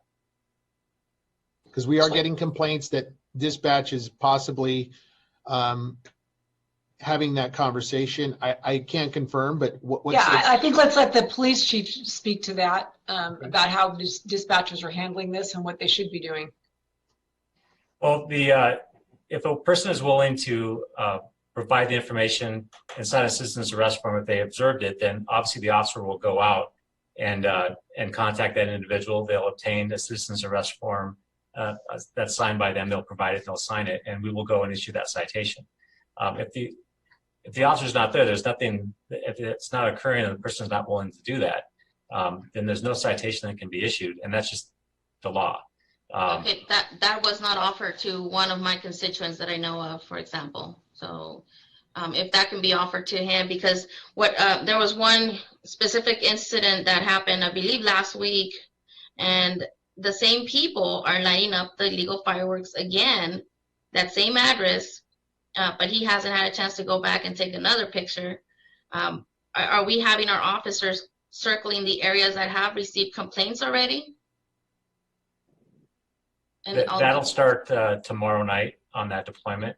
We didn't have a deployment beforehand. As you could see, just this simple deployment during this period leading up to the 4th of July is going to cost the city $45,000. So obviously that's a policy decision. If you want to allocate more money to our overtime budget to step that up and start it even earlier, then by all means, that's a policy decision that whether you want to do that or not. But Fred, at this time, I have to work within the constraints of a budget. Fred, that's maybe a policy point back to kind of a solution-based discussion, Fred, is you had made a mention and suggested that why aren't we starting earlier? Why isn't this, happening? I don't know what date you intended to say, but if that's a policy discussion, if you want to have that and earmark more money for overtime and begin that patrol, then let's have that conversation so we can have that meaningful solution as part of it. But we also do have the drones, correct? We're not using the drones right now for those areas. I personally don't know how effective a drone would be. But at least you'll have video of the actual person lighting them up. That's just an idea if we don't want to go through more overtime, being in the budget crisis that we're facing right now. But those were my only comments, Mayor. Okay, thank you. Any other? I've got one more comment to make. Go ahead, Jim. We're only taking 10% of the gross sales. Rather than paying overtime, why don't we jump that up to 12% or 13%? Is that your motion? Yeah. Are you talking about fireworks sales? Exactly. Second by Councilman Figueroa. I will happily second that motion. Aren't we getting around $60,000 already out of that? That's with 10%. That's 10% of gross sales. But they need more money to pay for the overtime. Let Rebecca speak to this, please. Please go ahead. Well, I don't believe in throwing money at the problem, frankly. I don't think that's going to change anything. Why don't we? That's what we're talking about. What's going to change it is being proactive, and that would be, and I'm not going to tell the chief where to dispatch his people, and I know we're a busy city, but what's wrong with having, and we're talking about the 4th of July or June or whatever, we're not. This has been going on for months, and I don't know when it starts exactly. I don't have a date, but it is going on almost every single night, at least in the north end. And it's been going on for quite some time. And we need to get out of the box in terms of, can we just send somebody up there, to be in the area and patrol the area? Hey, that was a firework, Fred. That just I don't know what that was. I didn't hear it. I heard a buzzing. Anyway, I heard something too, and you know what? It's all over Fred, the city. let me just say this. I'll make a really nice comfy chair for an officer to sit up here on my patio. So they can look, well, no, I get it. Bottom line, it's not about the money. Okay, I got it, Fred. My position is, since we all should be one here as Team San Bernardino, we need to really crack down. I mean, I've heard a few comments, and I want to get right into it and correct that. Our city as a whole needs to unite behind this particular issue. It's not just in one ward or above the two. John, and I can tell you because I can see it from here to Riverside. It's everywhere. not just above the 210 freeway or in the 4th ward. This is a 65 square mile city, and we all represent, and we're Team San Bernardino. That's why we need to be united on our efforts for enforcement. Below the 210, above the 210, it doesn't matter. Citizens want action from their city council, and they want leadership on this particular item. Councilmember Mulvihill, you bring up a good rate increase. There's a second by Councilman Figueroa. Ms. Kramer, can you address that? It's important that you understand that the 10% fee is in the resolution. We would have to actually amend the resolution. Well, let's amend the resolution. But just as a moment, so the 10% is applying to those nonprofit agencies that are selling Safe and Sane. So if you increase that, that means that they have less profit, if any, to make that a feasible endeavor for them. So that's I understood. want you to keep that in mind. And that's understood. Okay. That's understood. So that would be an ordinance change. Wait a minute. Why are we going to penalize Safe and Sane, which is exactly that? The public needs to know. There's people texting me. We're doing it now. Wait a minute. Let me finish, Jim. They're saying ban fireworks. Well, the public needs to understand that these fireworks that they're hearing, seeing, and what's going off right now are banned. They're illegal. Anything that goes boom or goes in the sky is illegal in the state of California, not San Bernardino, the state of California. So the public needs to understand that everything they're hearing and seeing is illegal. It is banned. It is already a problem. So I don't see that we penalize the nonprofits that use this as a major fundraiser. And you know that I changed my mind a few years ago. They bring in $60,000 or $70,000 a year that we apply towards the overtime during the 4th of July period of time. I don't see penalizing them and reducing their profits. I just don't see it. We can ban them. Let's ban Safe and Sane. Let's ban that. Everyone thinks if we ban them, that's going to change it. The Safe and Sane are not the problem. It's the illegal ones that are brought in from Mexico or brought in from Arizona or whatever. And I know the PD is working to try to locate those perpetrators. And I think in the past they've done a good job. But we've got to be catching the people that are setting them off. And I go with Henry that I'd like to see one, I don't know how many arrests are being made, how many citations are being made. And the public doesn't believe us. That's all I'm saying. I don't care how good we are or how good we think we are or whatever. I've said it many, many times. Perception is reality, and the public doesn't believe us that we're doing a good job. That's all I'm saying. Okay, what have been our revenues on the penalties, ACPs, on this over the last few months? On these? Yeah, on illegal fireworks. How many ACPs? What's the dollar amount? I believe it was only passed last month. So right. And have we issued any ACPs? Do we have any? They issued ACP with the person that was selling illegal fireworks. So we've done a couple ACPs since we passed the ordinance. Correct. Just one, or I don't know the number off the top of my head. Yeah, well, I think that's the number that I want to pay attention to. I don't want to penalize the Safe and Sane vendors. I want to penalize the people that are breaking the law. And if we've only had one, that means that, really the Safe and Sane right now are paying the bulk share of fireworks enforcement right now. The people that are breaking the law aren't paying anything. We only have one ACP we've issued. It's upside down. We need to issue more ACPs ACPs as much as we can. And I want to find a way that we can deputize, for lack of a better word, our public. Deputize our community and give them as many tools as possible to report the violators and hold them accountable and make them pay, period. Well, and we start that by calling 383-5311 and being, I mean, Henry, back to your point is, this is going to take community they need to be involvement. able to file a report We need, right. They need to take it to the next level, and they need to really engage here. I mean, it's not just. I got people that are city more than happy leadership. to engage, but if they can't file a report, then this is all academic. And they are calling. It's all. They are calling. talk, Oh, they're calling a lot, and they're calling me. Yeah. Well, they call the mayor's office. Maybe they can just fill out a form online. Attach a photo with the person's face and the address, and let's go out and start issuing ACPs. Let's issue, like candy on Halloween.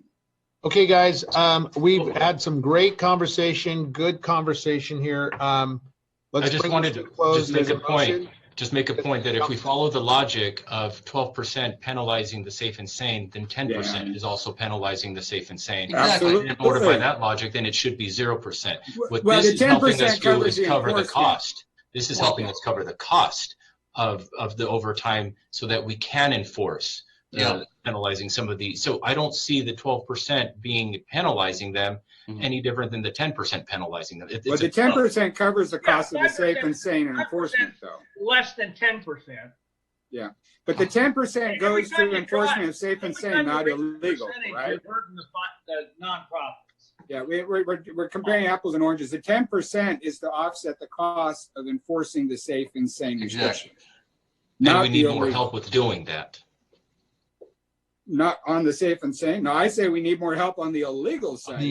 I agree with that as well. I agree with We that as got well. all the We need all the help we can engaging in get. the illegal behavior responsible for the cost of the illegal I'd enforcement. like to call a Safe and question sane. on the proposal.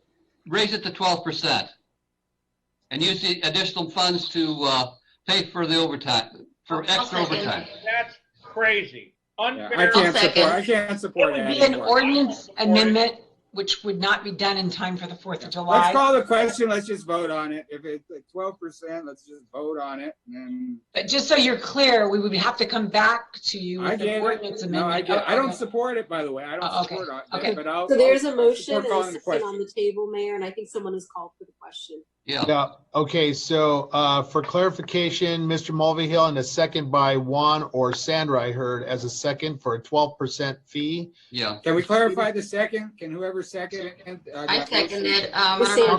I'll recognize Councilman Figueroa. I heard you first, sir. So let's do that. And then we're going to make the vote on that issue. And so, Ms. City Clerk, this is for the 12%. If members would please cast their votes. Okay, Councilmember Sanchez, No. Councilmember Ibarra, Yes. Councilmember Figueroa, Yes. Councilmember Shura, No. Councilmember Nickel, No. Councilmember Richard, No. Councilmember Mulvihill. Yes. All right, the motion fails. And Mr. Nickel, you have the staff recommendation of 10%. Yes, I move the staff recommendation. Is there a second on that? I believe it was Councilmember Figueroa initially, correct? No, Councilmember Nickel, then Councilmember Richard. If the city clerk would call the roll on the staff recommendation of 10%. Councilmember Sanchez, Yes. Councilmember Ibarra, Yes. Councilmember Figueroa, Yes. Councilmember Shura, Yes. Councilmember Nickel, Yes. Councilmember Richard, Yes. Councilmember Mulvihill.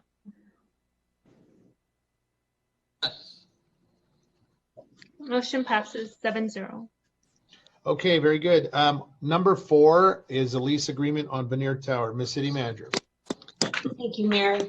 Chris Jensen's going to give this. Oh my God. Good Who evening. was that? Who was that? I don't know. It wasn't me.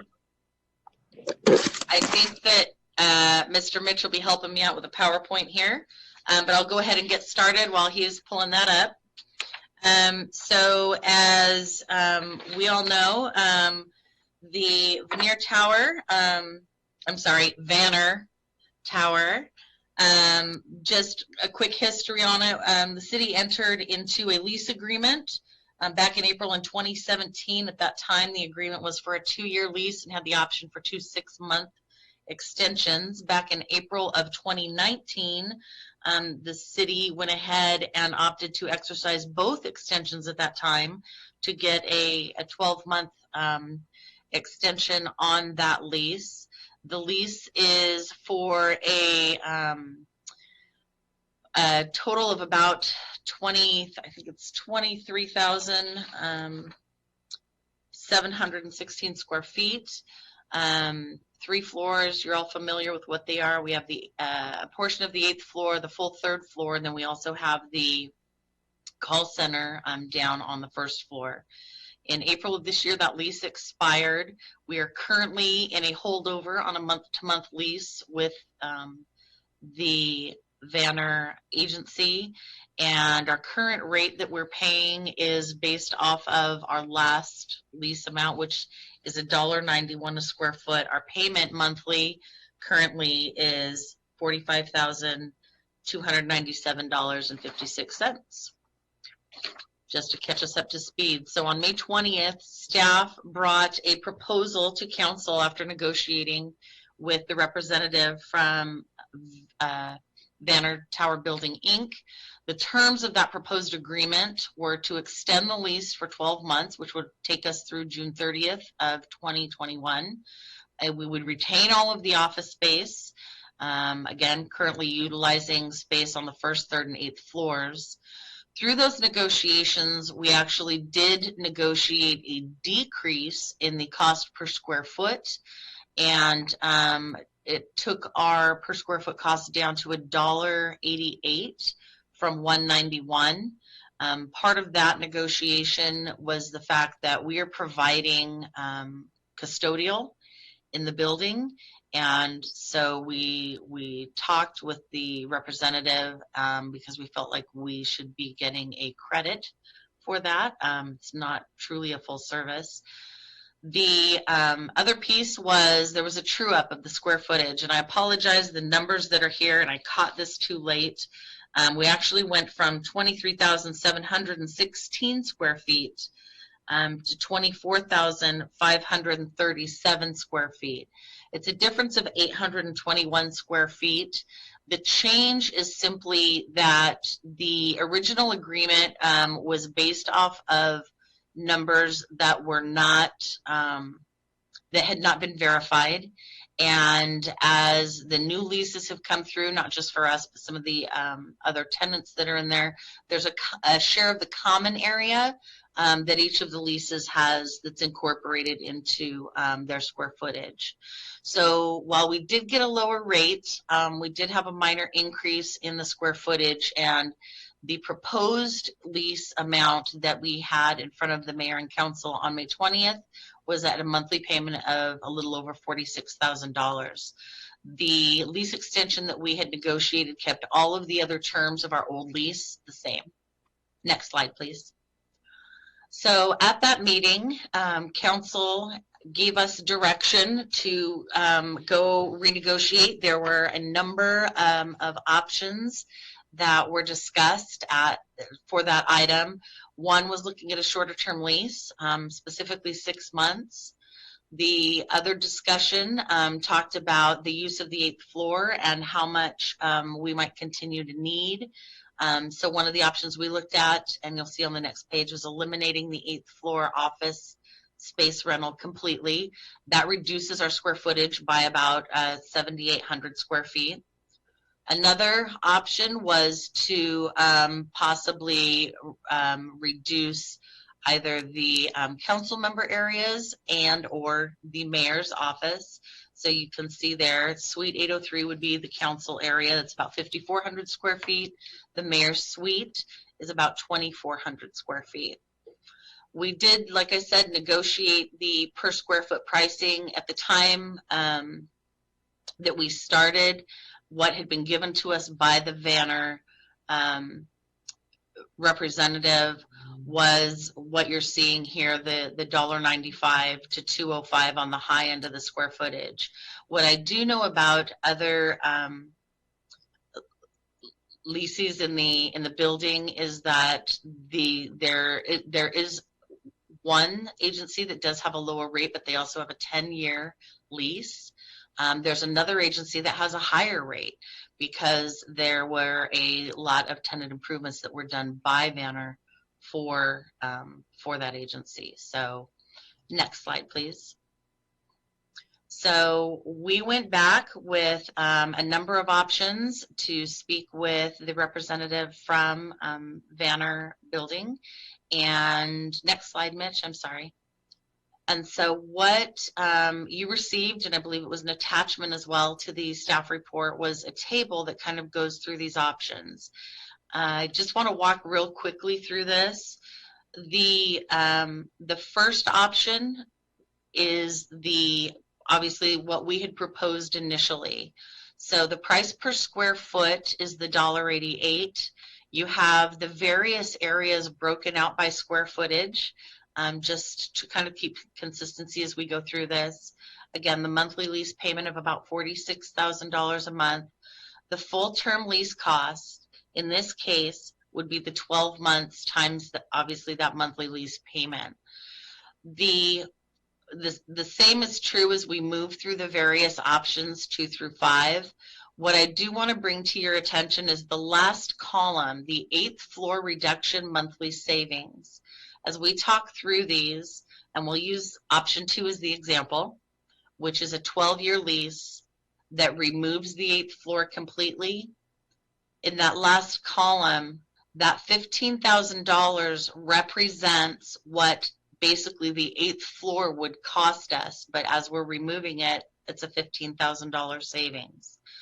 So looking at this, one of the negotiating challenges we had was that if we reduced square footage, or if we reduced our timeline, our term, the price per square foot did go up. It was taken to the bottom end of what we had been presented with initially when we were negotiating. So you'll see that $1.95 price per square foot runs all the way through, whether it's a 1-year lease with the 8th floor completely removed, whether it's a 6-month lease with the 8th floor removed, or whether it's a 6-month with either one of the suites, the 800 suites, pulled out. The column I wish I would have added, and I just want to make note of, is that as we discuss this, should the council decide to make a change to all or part of the 8th floor area that is currently occupied, staff is going to need a 30-day period to do some rearranging, whether that's completely vacating that area or just relocating some personnel. We obviously are going to need some lead time. So as you look at these numbers, and let's go back to number 2 as an example, the full term lease cost for option 2 shows at $390,000. You would need to add 1 month of those savings onto that to actually have what the full year would be, because we would not see those savings for the full year. It would only be 11 months. Everybody with me? Okay. I see heads shaking, so I'm going to go for it. So option 3, obviously 6-month lease, remove all of the 8th floor, is obviously the lowest cost in terms of the options that we've got here. The one thing that you need to keep in mind, and this will repeat in a later slide, is that if we do a 6-month lease, there are a couple of things we have to take into account. We still need to budget for a full year, because if we're not in Vanner in 6 months, we're going to have to be somewhere else. Secondly, is that there will be costs associated in any of the options with relocating, whether it's relocating internally within the building or relocating out of the building to another facility. So I think I hit all the high notes there. Let's go ahead, Mitch, to the next slide, please. So again, impacts to consider, 6-month lease options. We're going to need budget through the full year. We will, under a 6-month option, obviously be continuing to negotiate either to extend again, possibly at Vanner, or be looking for another facility to secure in that 6-month time frame. It's a very short time frame to be able to do that. Staff's preference is a 12-month term, regardless of the options within that term, just to allow us some time to really do this right. The impacts of the 8th floor reduction, again, internal costs associated with relocating any personnel, as well as literally getting furniture out of the building and moving it somewhere to store it at one of our other facilities. And again, there would be no savings in the month of July because we would need that time. So we would essentially be occupying that space while we were vacating it during that 30 days. Next slide, Mitch.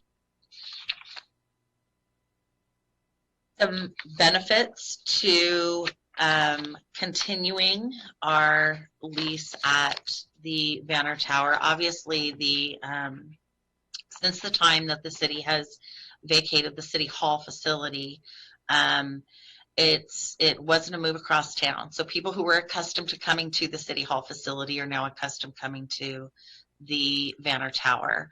So to extend the lease at this location at this point would keep our services continuous there, and we wouldn't be adding any inconvenience to the public because that's where they're coming now. It's 40 steps from the original City Hall. One of the things that we took a look at was what it cost initially when the city moved out of the City Hall facility and into the Vanner Tower. Specific to the move to Vanner and not including the other moves that took place to the 600 building or to the 201 building, $315,000 was spent in tenant improvements to bring the city into that facility, into Vanner. That included work that was done in the mayor's suite. I think there was some expansion there. The city attorney's area, finance, some minor stuff with walls and doors from what I understand, and then also some expansion at the call center. And we actually, due to COVID, just made a new, small, but new and important improvement there by adding some glass over the counter area to make sure that we're keeping our employees and the public safe as we reopen to the public. So that's the latest kind of investment we've made in that building. In addition to the tenant improvements that were done, there were approximately $172,000 in moving costs. And this was plans that were drawn up, relocation costs, staff time that were involved in getting everyone and everything out of the City Hall facility and into Vanner. So there's a big investment right now, and just wanted to make sure that the mayor and council was well aware of what had been put into this in terms of the Vanner Tower. If we change facilities, we would be looking at additional tenant improvement costs and relocation costs for a move out of that facility. I think one of the keys, and maybe selfishly, is that having an extension at this facility does allow myself and my staff to really continue to focus the resources to find that long-term solution that I know that the mayor and council is yearning for, and we've been, chasing for a long time. So whether that's City Hall or whether that's another facility, we kind of are at a point where we're either going to spend our time trying to renegotiate things again, or we can put our efforts into finding that long-term plan. Page, please, Mitch. So one of the things that I wanted to also make sure that I mentioned, and there's been a lot of talk about this, it's come up multiple times at the meetings, is the reviewing what we can do with City Hall. And I understand that it is such an important topic on so many levels for all of the council. The building's iconic. We know we have challenges. I know that there was a presentation that was done probably about 1.5 years ago to council. So what we would like to do is at the meeting on July 15th is go ahead and bring that facility assessment presentation back to you. We're going to update it a little bit. And within that presentation, we'll review the assessment recommendations that came out of the study. We'll also bring you some cost estimates for the various City Hall options.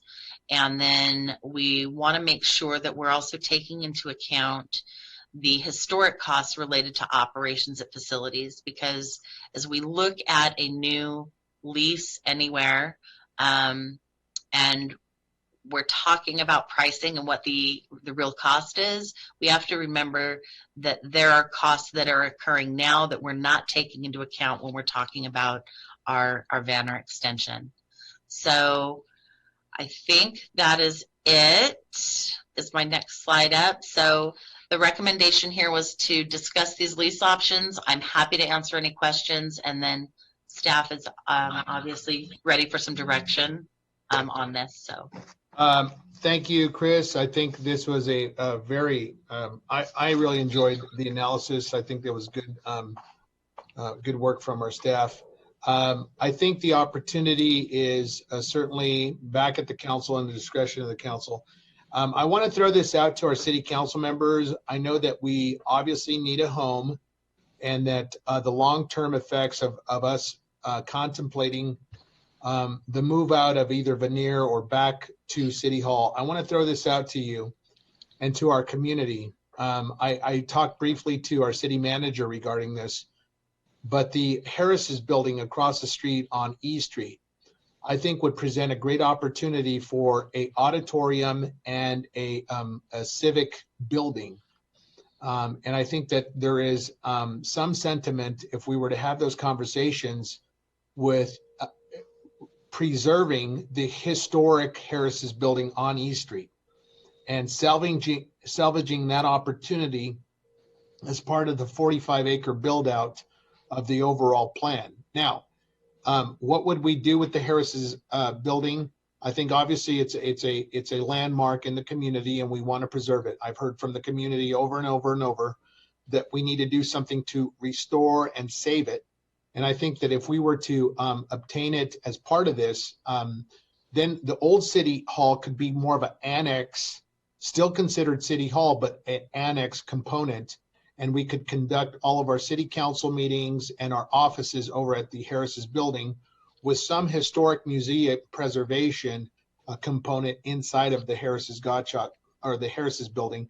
And so that's something that I want to encourage us to be thoughtful in consideration. I've had some conversations with the attorney, and I think there's a lot of opportunity for our city to do two things: to preserve the Harris's building and also utilize it, because it is a beautiful building. When you look at the exterior of the Harris's building, there's a lot of iconic glare there that we could preserve, and I think that might be consistent with our future opportunities. So this time, thank you, Chris. Let's open it up to city council members. Henry? I'll go. Can I go? Well, I was just going to ask, when will we see the final facilities assessment that was done a couple years ago? It'd be nice to see that at some point so we can really start to assess. I don't want to look at our real estate portfolio myopically. I want to really understand what we have available more globally And I don't want to make a decision on City Hall without weighing all of the aspects of our current facilities and portfolio. I think that's the problem I have. I don't know what else we have. I don't know what else makes sense if I don't see that final assessment. And we've paid for it, and we deserve to see it as a council. And I'm just becoming very reluctant. When we first entered into this office space lease with Banner, it was presented, at least to me, as short term until we figured out what we would do with City Hall. Here we are years later. We still don't know what we're going to do with City Hall, and we're still waiting on an assessment that was promised us a couple years ago. So I'm becoming increasingly frustrated, and I'm not really excited about renewing a lease for yet another year. Here we go again. I am supportive of eliminating the 8th floor. I mean, it's time that we put ourselves on some death ground here as a council and as a mayor and say, look, we're willing to go without until we figure out what we're going to do. We can't just continue to spend taxpayers' money year after year for office space and just say, well, we'll figure it out next year. We got to figure it out this year. This year, we've got to come to a decision on what we're going to do with City Hall. And I'm prepared to, I'm willing to go for a year lease, potentially with no 8th floor, but I'm ready to cut the 8th floor. I think that's the least we can do this year. And let's get to work and let's find a permanent home. This is getting, I'll second that. Really, it's getting difficult to explain to constituents year after year why we haven't figured out where City Hall is. I wanted to speak next. Councilman, I'm done. Have you concluded? Okay, thank you, sir. Councilmember Ibarra. Okay, some questions for our city staff. Slide number, I think I wrote it down here. Slide number 8, the tenant improvements, everything's being lumped together. Do we know how much exactly we did just for the 8th floor? So I can get that for you. I don't have it right here in front of me. If you would give me a minute, if you have another question, I might be able to locate that. Yes, not a question, but something I want to point out to my colleagues right here. So if we look at slide number 2 or page 110 in the packet, we are currently paying $1.91 per square foot on a holdover. That is what we're paying. And if let's say we go with the leasing options, we're looking at possibly paying the $1.95 per square foot. To me, doing the holdover is more cost effective for us at this time. I would encourage our council, if somebody would like to second me, substitute motion that we don't go with the lease, that we just do the holdover for $1.91 per square foot. Councilmember Barr, if I may, we would have to go back and negotiate that. That wasn't offered to us. We could certainly go back and try, but that was not offered to us. The holdover, I believe for the contract, we have that right to be on a holdover lease. If I may, Councilmember Ibarra, the holdover lease is contingent upon us continuing to have the entire space that we're leasing now. So if we're talking about removing square footage from the 8th floor or making any adjustments to the square footage, that is going to, from what I understand, force us to draw up a different contract. Okay, that was not made clear. Yeah, and I've been looking at commercial office space in San Bernardino. We're on the very high end per square foot on this. Yeah. This is the high end, folks. I mean, most of it's going between, a little over $1 to $1.50 a square, and we're well above that on this deal. I'm just increasingly uncomfortable with this building, with this lease, with this set of circumstances. Okay, so then the 191 was on keeping the current space that we have, and that was not made clear on the packet. Thank you for clarifying that part. I apologize. It's okay. And then, yes, somebody was talking. Fred? 188, not 191. Correct. So now they're telling me that 191 was if we kept the current square footage, which would include the 8th floor. As 188. correct. 181. So maybe I can clarify. If we remain in a holdover status, we are going to continue to pay 191. If we enter into a 12-month lease extension with the full square footage that we have now, we will be reduced to 188. But the square footage increased minimally. Overall, it's about a 1.8% increase over what we're paying now, because the square footage went up, even though the price per square foot went down because we had that true up. But if we enter a 12-month lease, we will have the $1.88 per square foot. If we remain in this month-to-month holdover, we will stay at the 191. The only challenge there is we also have I think we've got a 60, could potentially get a 60-day notice. I doubt that would happen, but there is the option for the Vanner Tower to ask us to leave with a 60-day notice in the holdover clause. And I know they have space on the first floor, so I don't know if that's going to happen within the next 60 days. So I guess we have two options. To have that lease at $195 per square foot and get rid of the whole 8th floor, or do the 188 but keep the 8th floor. It seems like those are the two options that presented to us. Okay, thank you for clarifying. I'll be waiting for the total on the tenant improvements too. Okay, thank you. Jim. Yeah, given, I've been through this before, this moving process, and it's just a mess. And if we're talking about moving out of here for just waiting until we figure out what's going to happen with City Hall or the Harris Building or whatever it happens to be, I'm for staying here. We could economize on some space. John, there's a lot of rooms over in your office area that are no longer being used. Jorge's office is not being used over here, so there's ways we can economize on the 8th floor. And as I'm looking here, the 803 is the council, and 808 is the mayor's office. And what I'm saying is that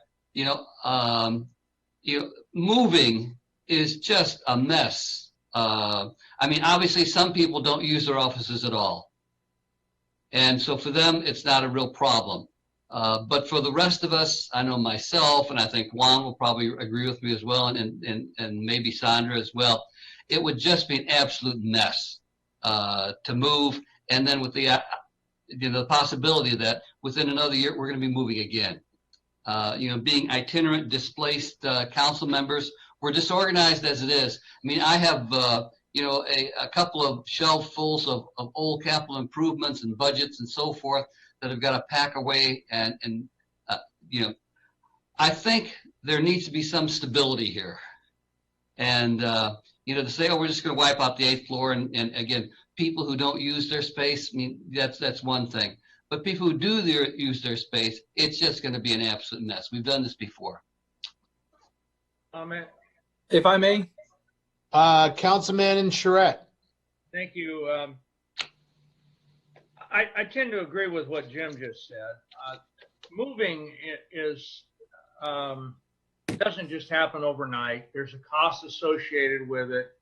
I think, frankly, right now the city of San Bernardino has enough on its plate and enough concern about other bigger, as they say, fish to fry. I think we are looking at a new city manager. We're looking at a budget that's in trouble, which this, of course, plays into that. But it isn't going to solve the budget. It ain't going to fix the budget. And it may add chaos to the mix. And I think I don't want to be penny wise and pound foolish. And by us putting a lot of time and effort for staff, for Chris's staff, and for others to make a move, to kind of disrupt the organization while we're in the middle of bringing on a new city manager, and who knows what else will be new after that hire is done, and dealing with budgets, and I'm not feeling real good about that. We've got a tax measure on. We're adding some real extra work, chaos that we really probably don't need to be taking on at this time, albeit I'm the first one to say, and everyone knows I probably use my office less than anybody, and I can get along without one. So if anyone wants to rent my office, I'll rent it for $1.50 a foot without question. But all kidding aside, we've got the MIC room up there. We do have some space that's probably not being well used, without kind of throwing the baby out with the bathwater and just completely moving out. Now, having said all that, I don't particularly really support a big major upset. I want to ask a question. It was posed to me, and it made kind of sense on a temporary basis. And then I'm not sure, it still might involve some moving. So I'm kind of going against what I just said. But the parking lot on Court Street, have we ever considered, or would we ever consider really thinking out of the box and maybe bringing in trailers like the school district does with temporary offices and temporary facilities? I'm not saying necessarily for the mayor and council and city attorney and city clown, but I'm talking like, and with all due respect to public works and community development, those kinds of operations really would lend themselves maybe to a more off-site, place where people can come in on the first floor and go right straight there. They park on Court Street. There's plenty of parking there most of the time. And just throw out an idea that some modules of some type be utilized on property that we already own. Is that something that's even got a slight bit of appetite for us to look into? I guess I'd address that to Terry or to Chris. Well, I can tell you, in passing and in short conversations, we've been kind of on a tight timeline with this. Staff has kind of in brainstorming talked about that. I think that it would take definitely some more research. When you put those types of things in, you've got to have, dare I say, the waste systems and things like that when you're going to have that in. So we would have to look further at what those costs might be. We would have to look at there's a place that would, kind of support some hookups that we would need for the water and whatnot. Right. It may not be out of the, out of the question. We just have more homework to do. Yeah, I get that. And like I say, I'm just throwing stuff against the wall right now because we are obviously in a budget crunch and this is it. But my concern right now is kind of throwing a monkey wrench in the thing with a move and costs associated with that and all that. And in the big picture, what are we really saving? I mean, really in the big picture. Yeah, let me go ahead and ask that myself. Chris, what are the savings in a 6-month period? So that's $15,000 a month for the office. This is just for the council offices and the mayor's office, right? This isn't any other staff? So no, this strictly has to do with the rental, the lease. Nothing else is built into this. So if you look at, give me an option to give you an example, and I'll 6-month lease, remove 8th floor. So we're talking about $15,000 a month. What is that after a 6-month lease? Give me a dollar amount. So after a 6-month lease, the full term would cost you 6-month, remove the full 8th floor, will be $200. Not cost, save. Savings after 6 months of not having the 8th floor. So you're gonna get 5 months at $15,000. Yes. So that is going to be about $75,000, a little over. And so now, if we end up not finding a new place, a forever home, whatever you want to call it, we're there longer. But every month that goes by, we save $15,000. And we're not talking about moving across town. We're talking from moving from the 8th floor to the 3rd floor of the same building. Am I right? Correct. All right. So that disruption, where does that disruption come in? Because to ask the taxpayers right now to pay for our 8th floor offices, as opposed to having those same offices on the 3rd floor, and at an additional cost of $15,000 a month, is extremely irresponsible. And I'm very surprised that this council would even consider that. I'm willing. I'd like to make a motion. I'd like to move option 2. We'll go ahead and give staff a year to figure out what we need to do long term. I get that. I don't want staff to feel under the gun for 6 months, but I can't justify another almost $180,000 this year for office space that's largely vacant right now. If you walk the 8th floor, it's largely nobody's vacant there. Right Nobody's now. there.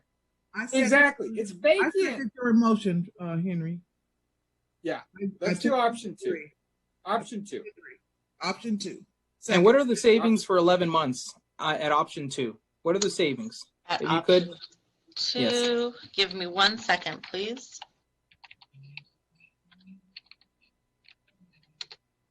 $168,000, and please keep in mind that is based on versus having that same option for a year with the whole with everything in place. Yeah, that we this is have now. taking into account the cost of staying there another month to move out. This isn't even 12 months. This is savings after 11 months. Correct. Considering the circumstances, I think Henry's right on point, and we need to. I ask that we vote on this. No, there's moving costs. There's moving costs involved. And there's going to be moving costs at the end of that time period as well. It's going to cost us more to stay here, stay Yes. on the 8th floor. Yes. Yeah. Well, certainly, but we're going to avoid the chaos of having to move. From the 8th floor to the 3rd floor, you can probably just drop it. No, I move option 2. Do we have a second? I'll second. Let's go ahead and there's an option for option 2. Motion by Nickel, motion by Councilman Sanchez. Let's call the roll on. I'm going to do an option. I wanted to have a substitute motion. Okay. I want to do a substitute motion. Let's go with option. I guess it's option number 5. It would be I think that we're going to have a 12-month lease. It's not a 6-month lease. It's going to be a 12-month lease. And to essentially, vacate the mayor's area. And also there's these meeting rooms over here that we don't need anymore. So that's going to be a substantial savings. So the substitute motion is option 5. So option 5, council member? Yes. Jim, you said the 12-month. That's a 6-month lease option. Yeah, I know, but they're going to figure out a 12-month lease though. I don't know how that 6-month lease came in, because it's going to be a 12-month lease. Councilman, we were asked to go back and look at a 6-month lease, but I'm sure that we could work it out for a 12-month. Yeah, it's got to be a 12-month lease. And if I may, before you vote, I just want to make it clear that if you do move to the 3rd floor, what we had discussed was the mayor would have a full-time office because he's a full-time employee, but we would have a couple offices where you could split them up and make appointments and reserve to meet with your constituents, but we wouldn't have enough room for each one. And of I those. think that makes sense. What would be the savings on the substitute motions? I don't see much, to be honest. Nope. And that's probably what the moving costs are going to be. So all those savings will be absorbed by the moving costs, just moving from one side of the building to the other. If I'm doing the It's math, going to be. I believe it's about $52,000. Yes. And what would the moving cost be? We're probably what?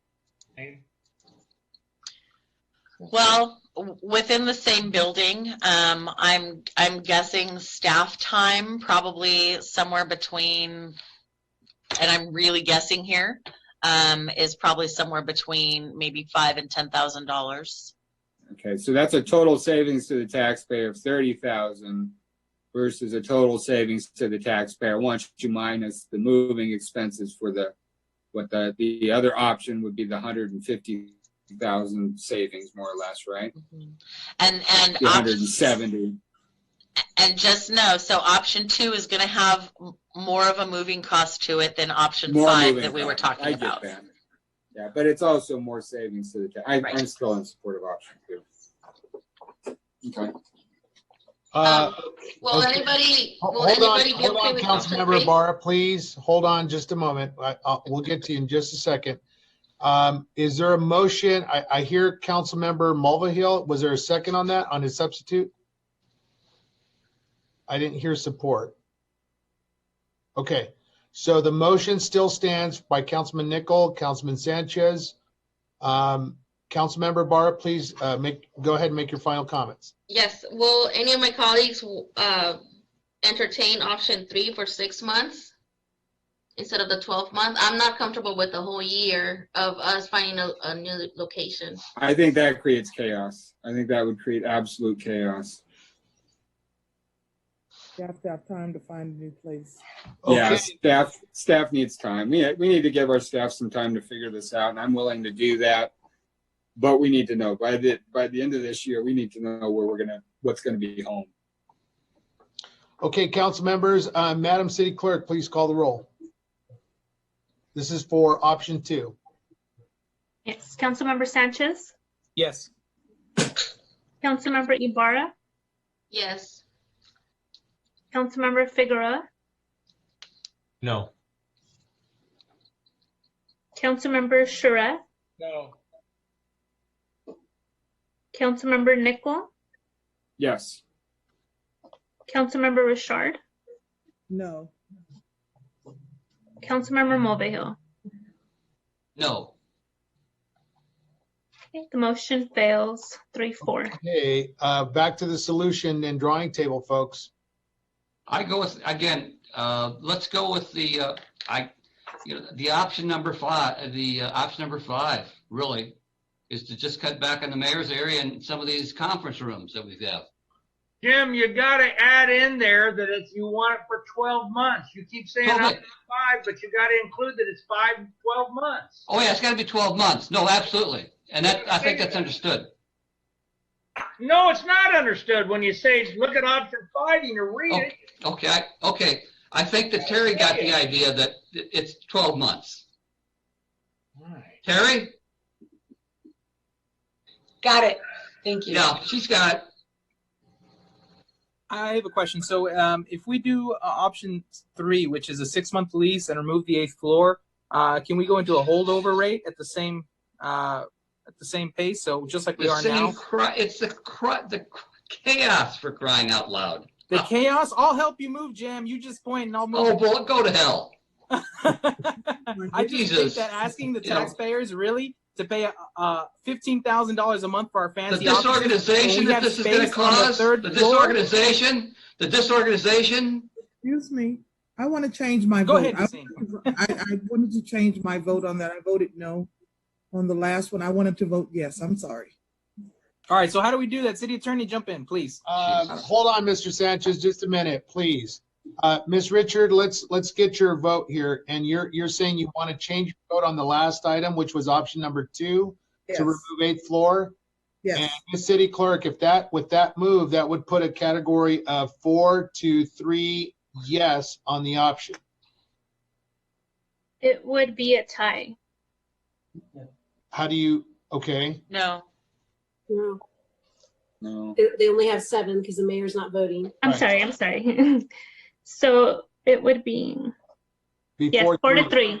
4 to 3, you're right. For option number 2. So the option carries on option 2, and we all move. Yay. That's great. Saving taxpayer dollars, that's wonderful. That's a good opportunity for us, and we thank you for City Council for your for that bold move. All right, let's move on to our consent calendar. At this time, I'm going to go ahead and depart the meeting, and Mayor Pro Tem, take it away. I wish you all a good night. Thank you.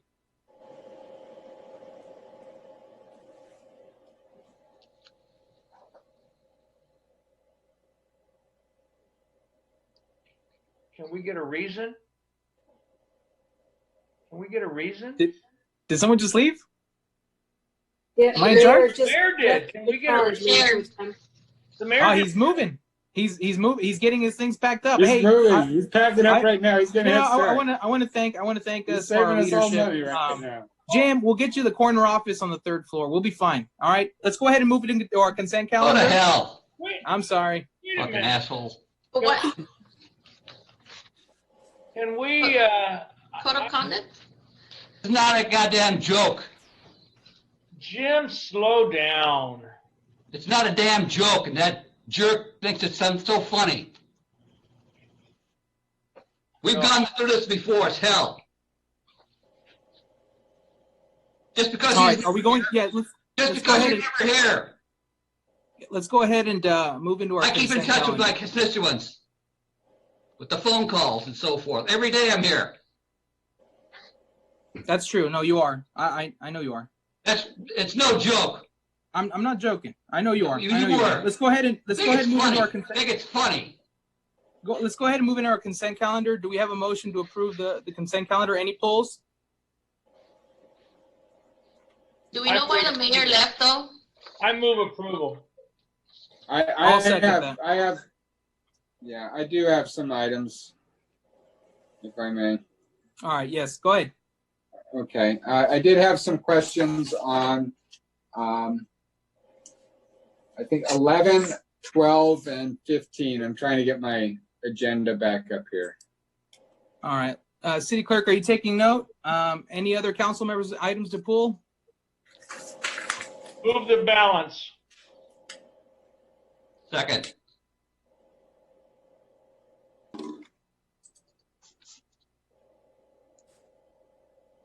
All right. City Clerk, if you can call the question, please. Councilmember Sanchez, Yes. Councilmember Ibarra, We didn't pull any. Nobody pulled any items. Just wanted to clarify. they pulled 11, 12, and 15. Okay, I'm okay. Yes. Councilmember Figueroa, Yes. Councilmember Charette, Yes, yes. Councilmember Nickel, Yes. Councilmember Richard, Yes. Councilmember Mulvihill. Yes. Motion passes. All right. Henry, you pulled items. Go ahead. Yeah, item 11, if we could just get a quick overview for the public on that item. Sure. So we are bringing back the First Amendment to the professional services agreement between the city and Carla Barbosa and Associates. On February 20 of 2020, we entered into a professional services agreement in the amount of $50,000. And Barbosa and Associates is investigating allegations of harassment and misconduct. When we entered into the professional services agreement in February, there had been 2 complaints that the city had received. Since then, there have been 3 additional allegations that were brought forward. The original scope of work was anticipated to be in the amount of $50,000, which included 2 individuals. As I stated, now there's a total of 3. And in order to be able to complete the investigation and investigate all of the complaints thoroughly, the anticipated expense for the city would be an additional $18,000 over and above the additional PSA for an amount not to exceed $68,000. All right. Yeah, and I've received a lot of input from constituents, very concerned about the costs related to this and the hourly rates. My understanding is that the attorney-client privilege does not extend once this goes to litigation, that becomes subject to discovery and disclosure. So I will not be supporting this item tonight.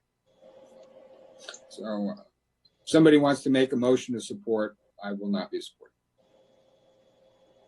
And me as well. I won't support this at all. The $50,000 criteria was aimed at the fact that the city manager, you know, for nickel and dimes, doesn't have to come to the council all the time. But the point is, you better not go over that 50,000, because then you should have come to the council first.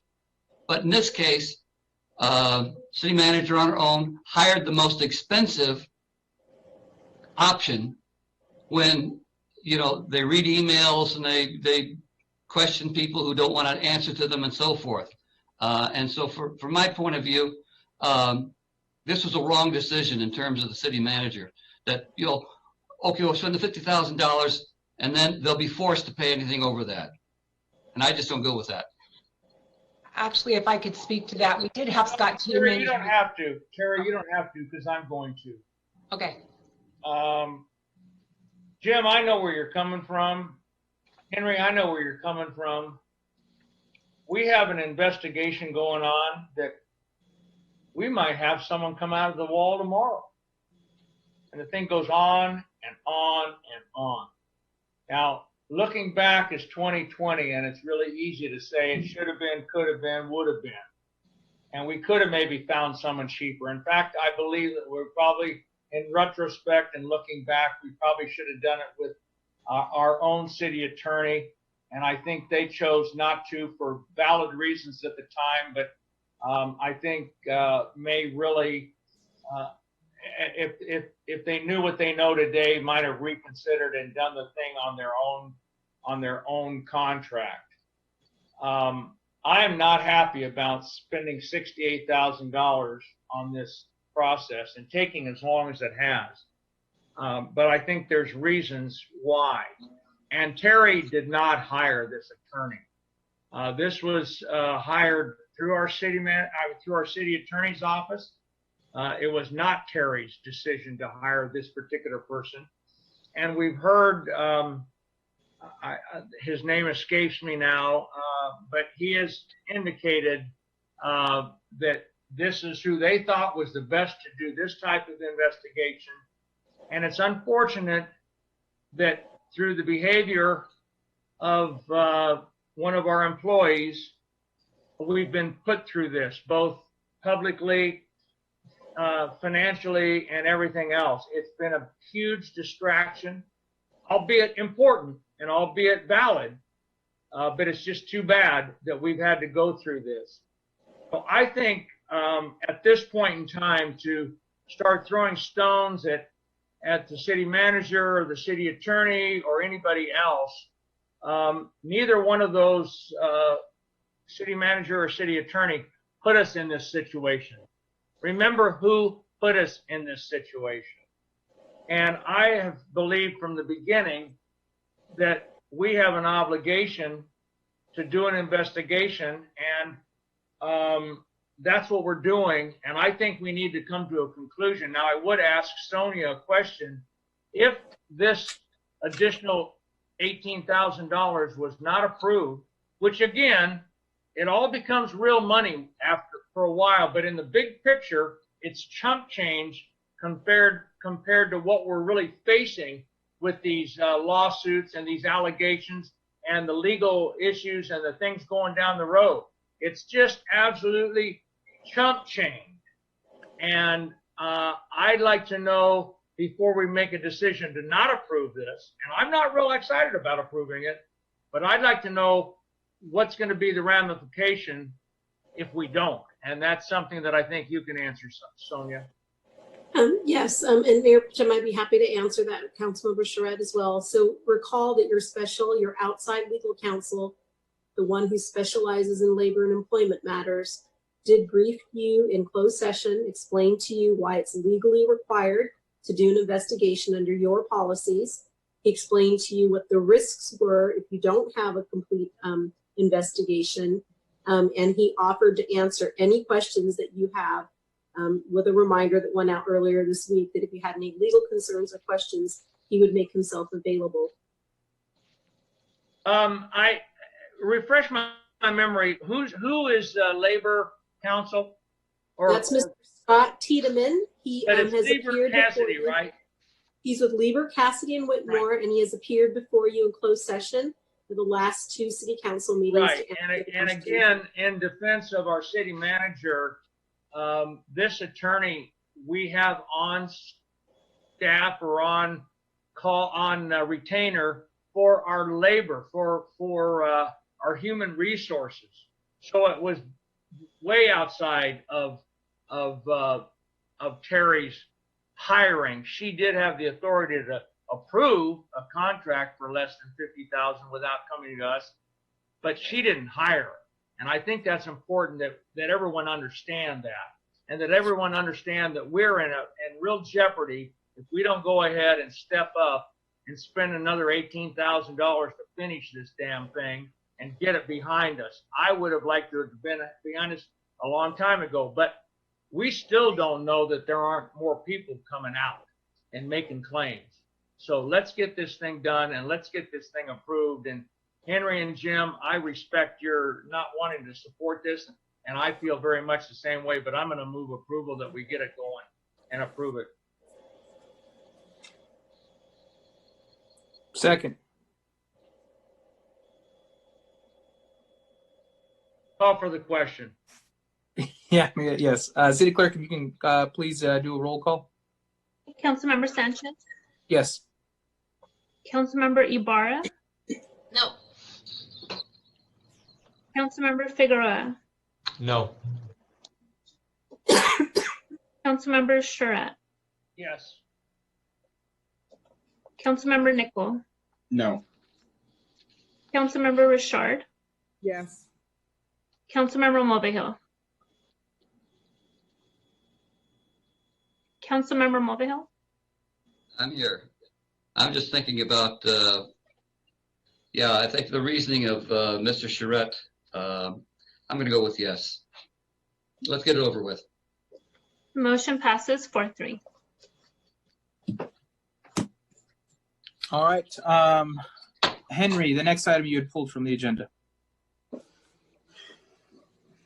Okay, I believe this is item 11, or excuse me, we did 11. The item 12, risk management insurance. This was just brought to my attention by a constituent. Obviously, we're facing increased premiums this year, increased limits. What efforts are being made to get us back to a point where we can get those limits back to a reasonable spot? I think the limit now is what, 5 million? Is that where we're at now? Yes. I think before we've had it down to 1 million, but it really puts us at some exposure. What efforts are being made to get us back down to where we aren't as exposed?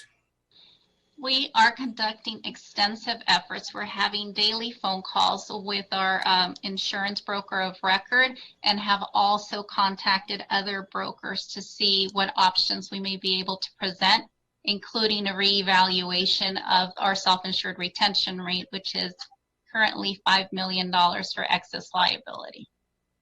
And what triggered that? Is there something we're doing in terms of policy or management that we might want to address to get Henry, that? I'd suggest you not ask that question.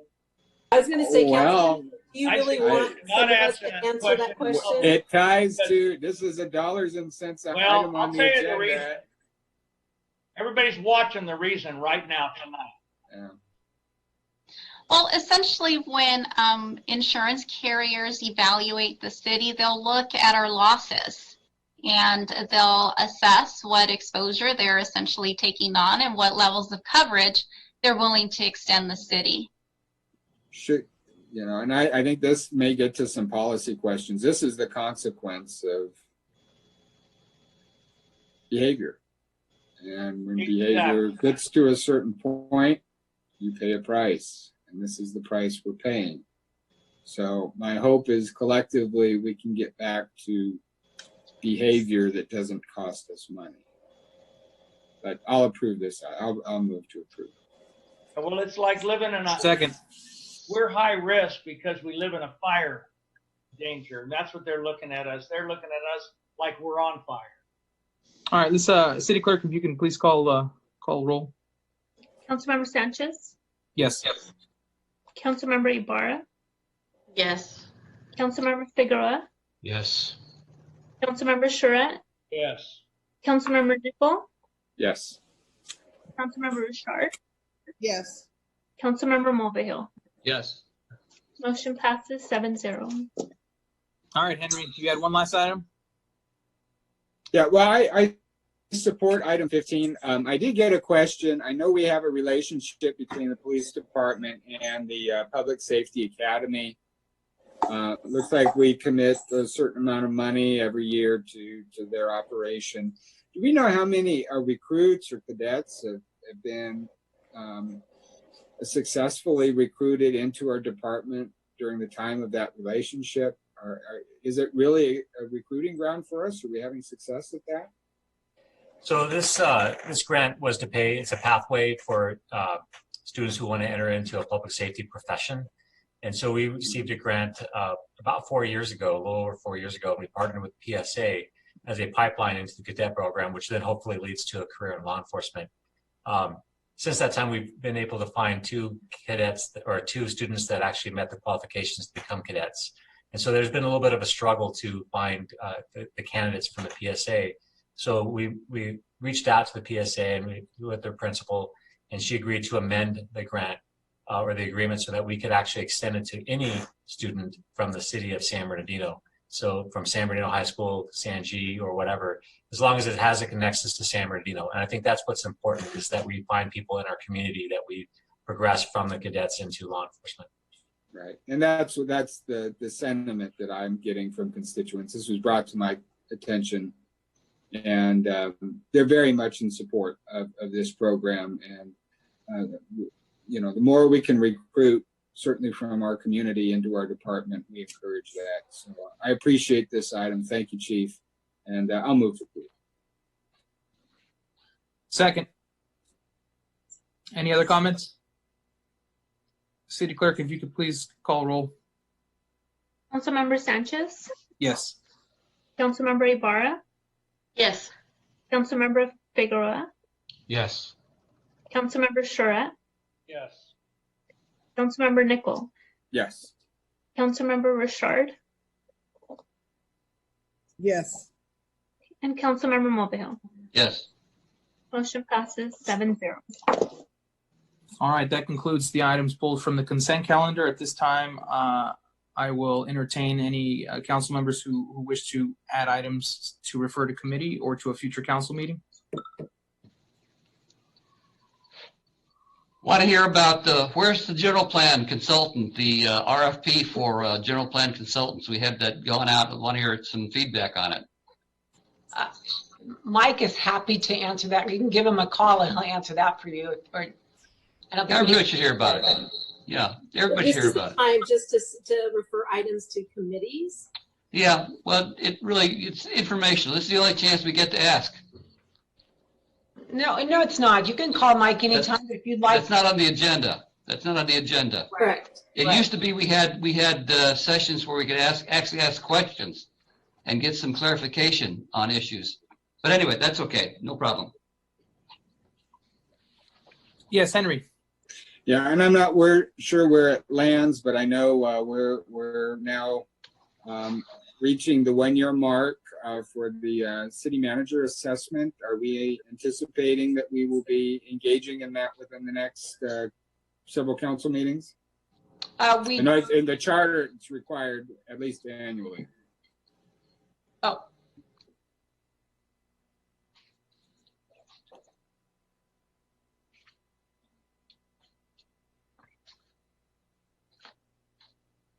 All right.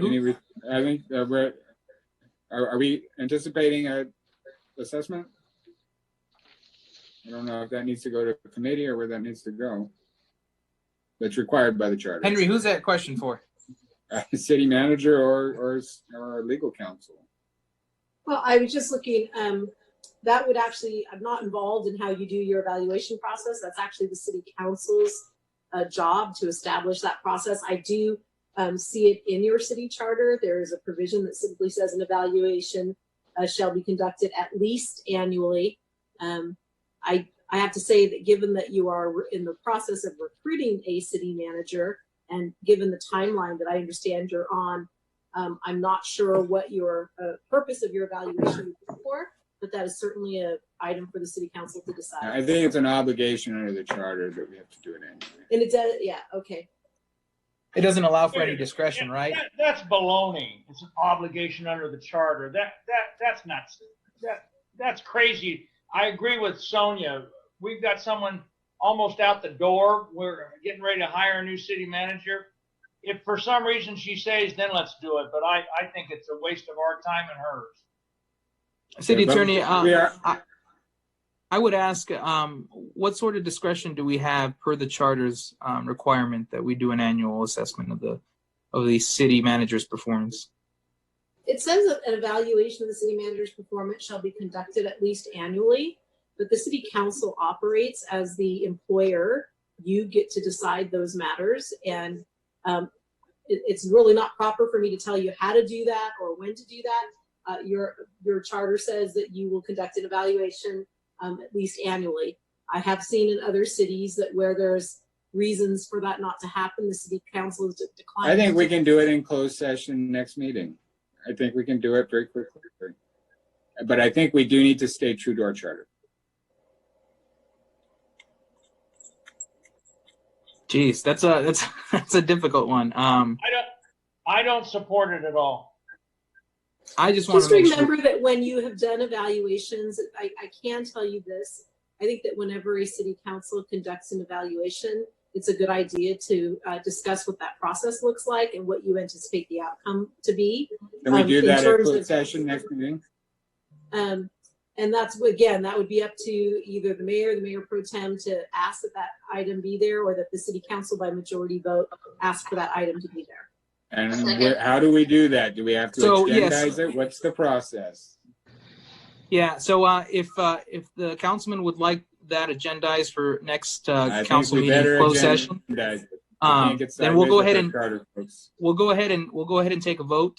I think our city attorney has made it clear that that in this case that this council does have some discretion. But Henry has made that motion. I don't So think if it needs to be everything's overcomplicated, but I think we need to get it done. I think we need to get it done. I'll So second. I will ask for a vote. Yes. Okay. All right. So if there are no other comments, we'll go ahead and do a roll call vote.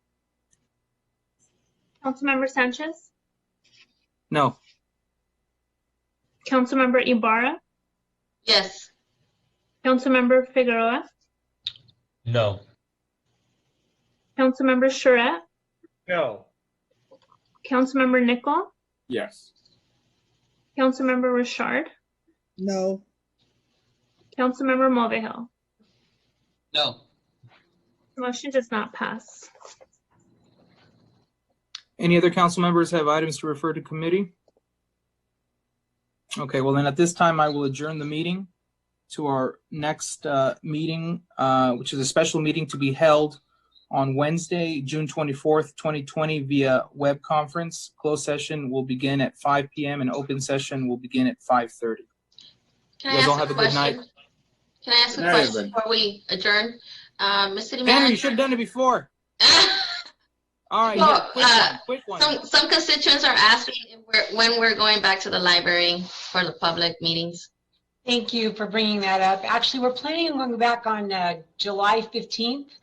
We had some public hearings already scheduled for July 1st that we need to re-advertise for Zoom. So we're looking to July 15th. Awesome, thank Okay. you. All right.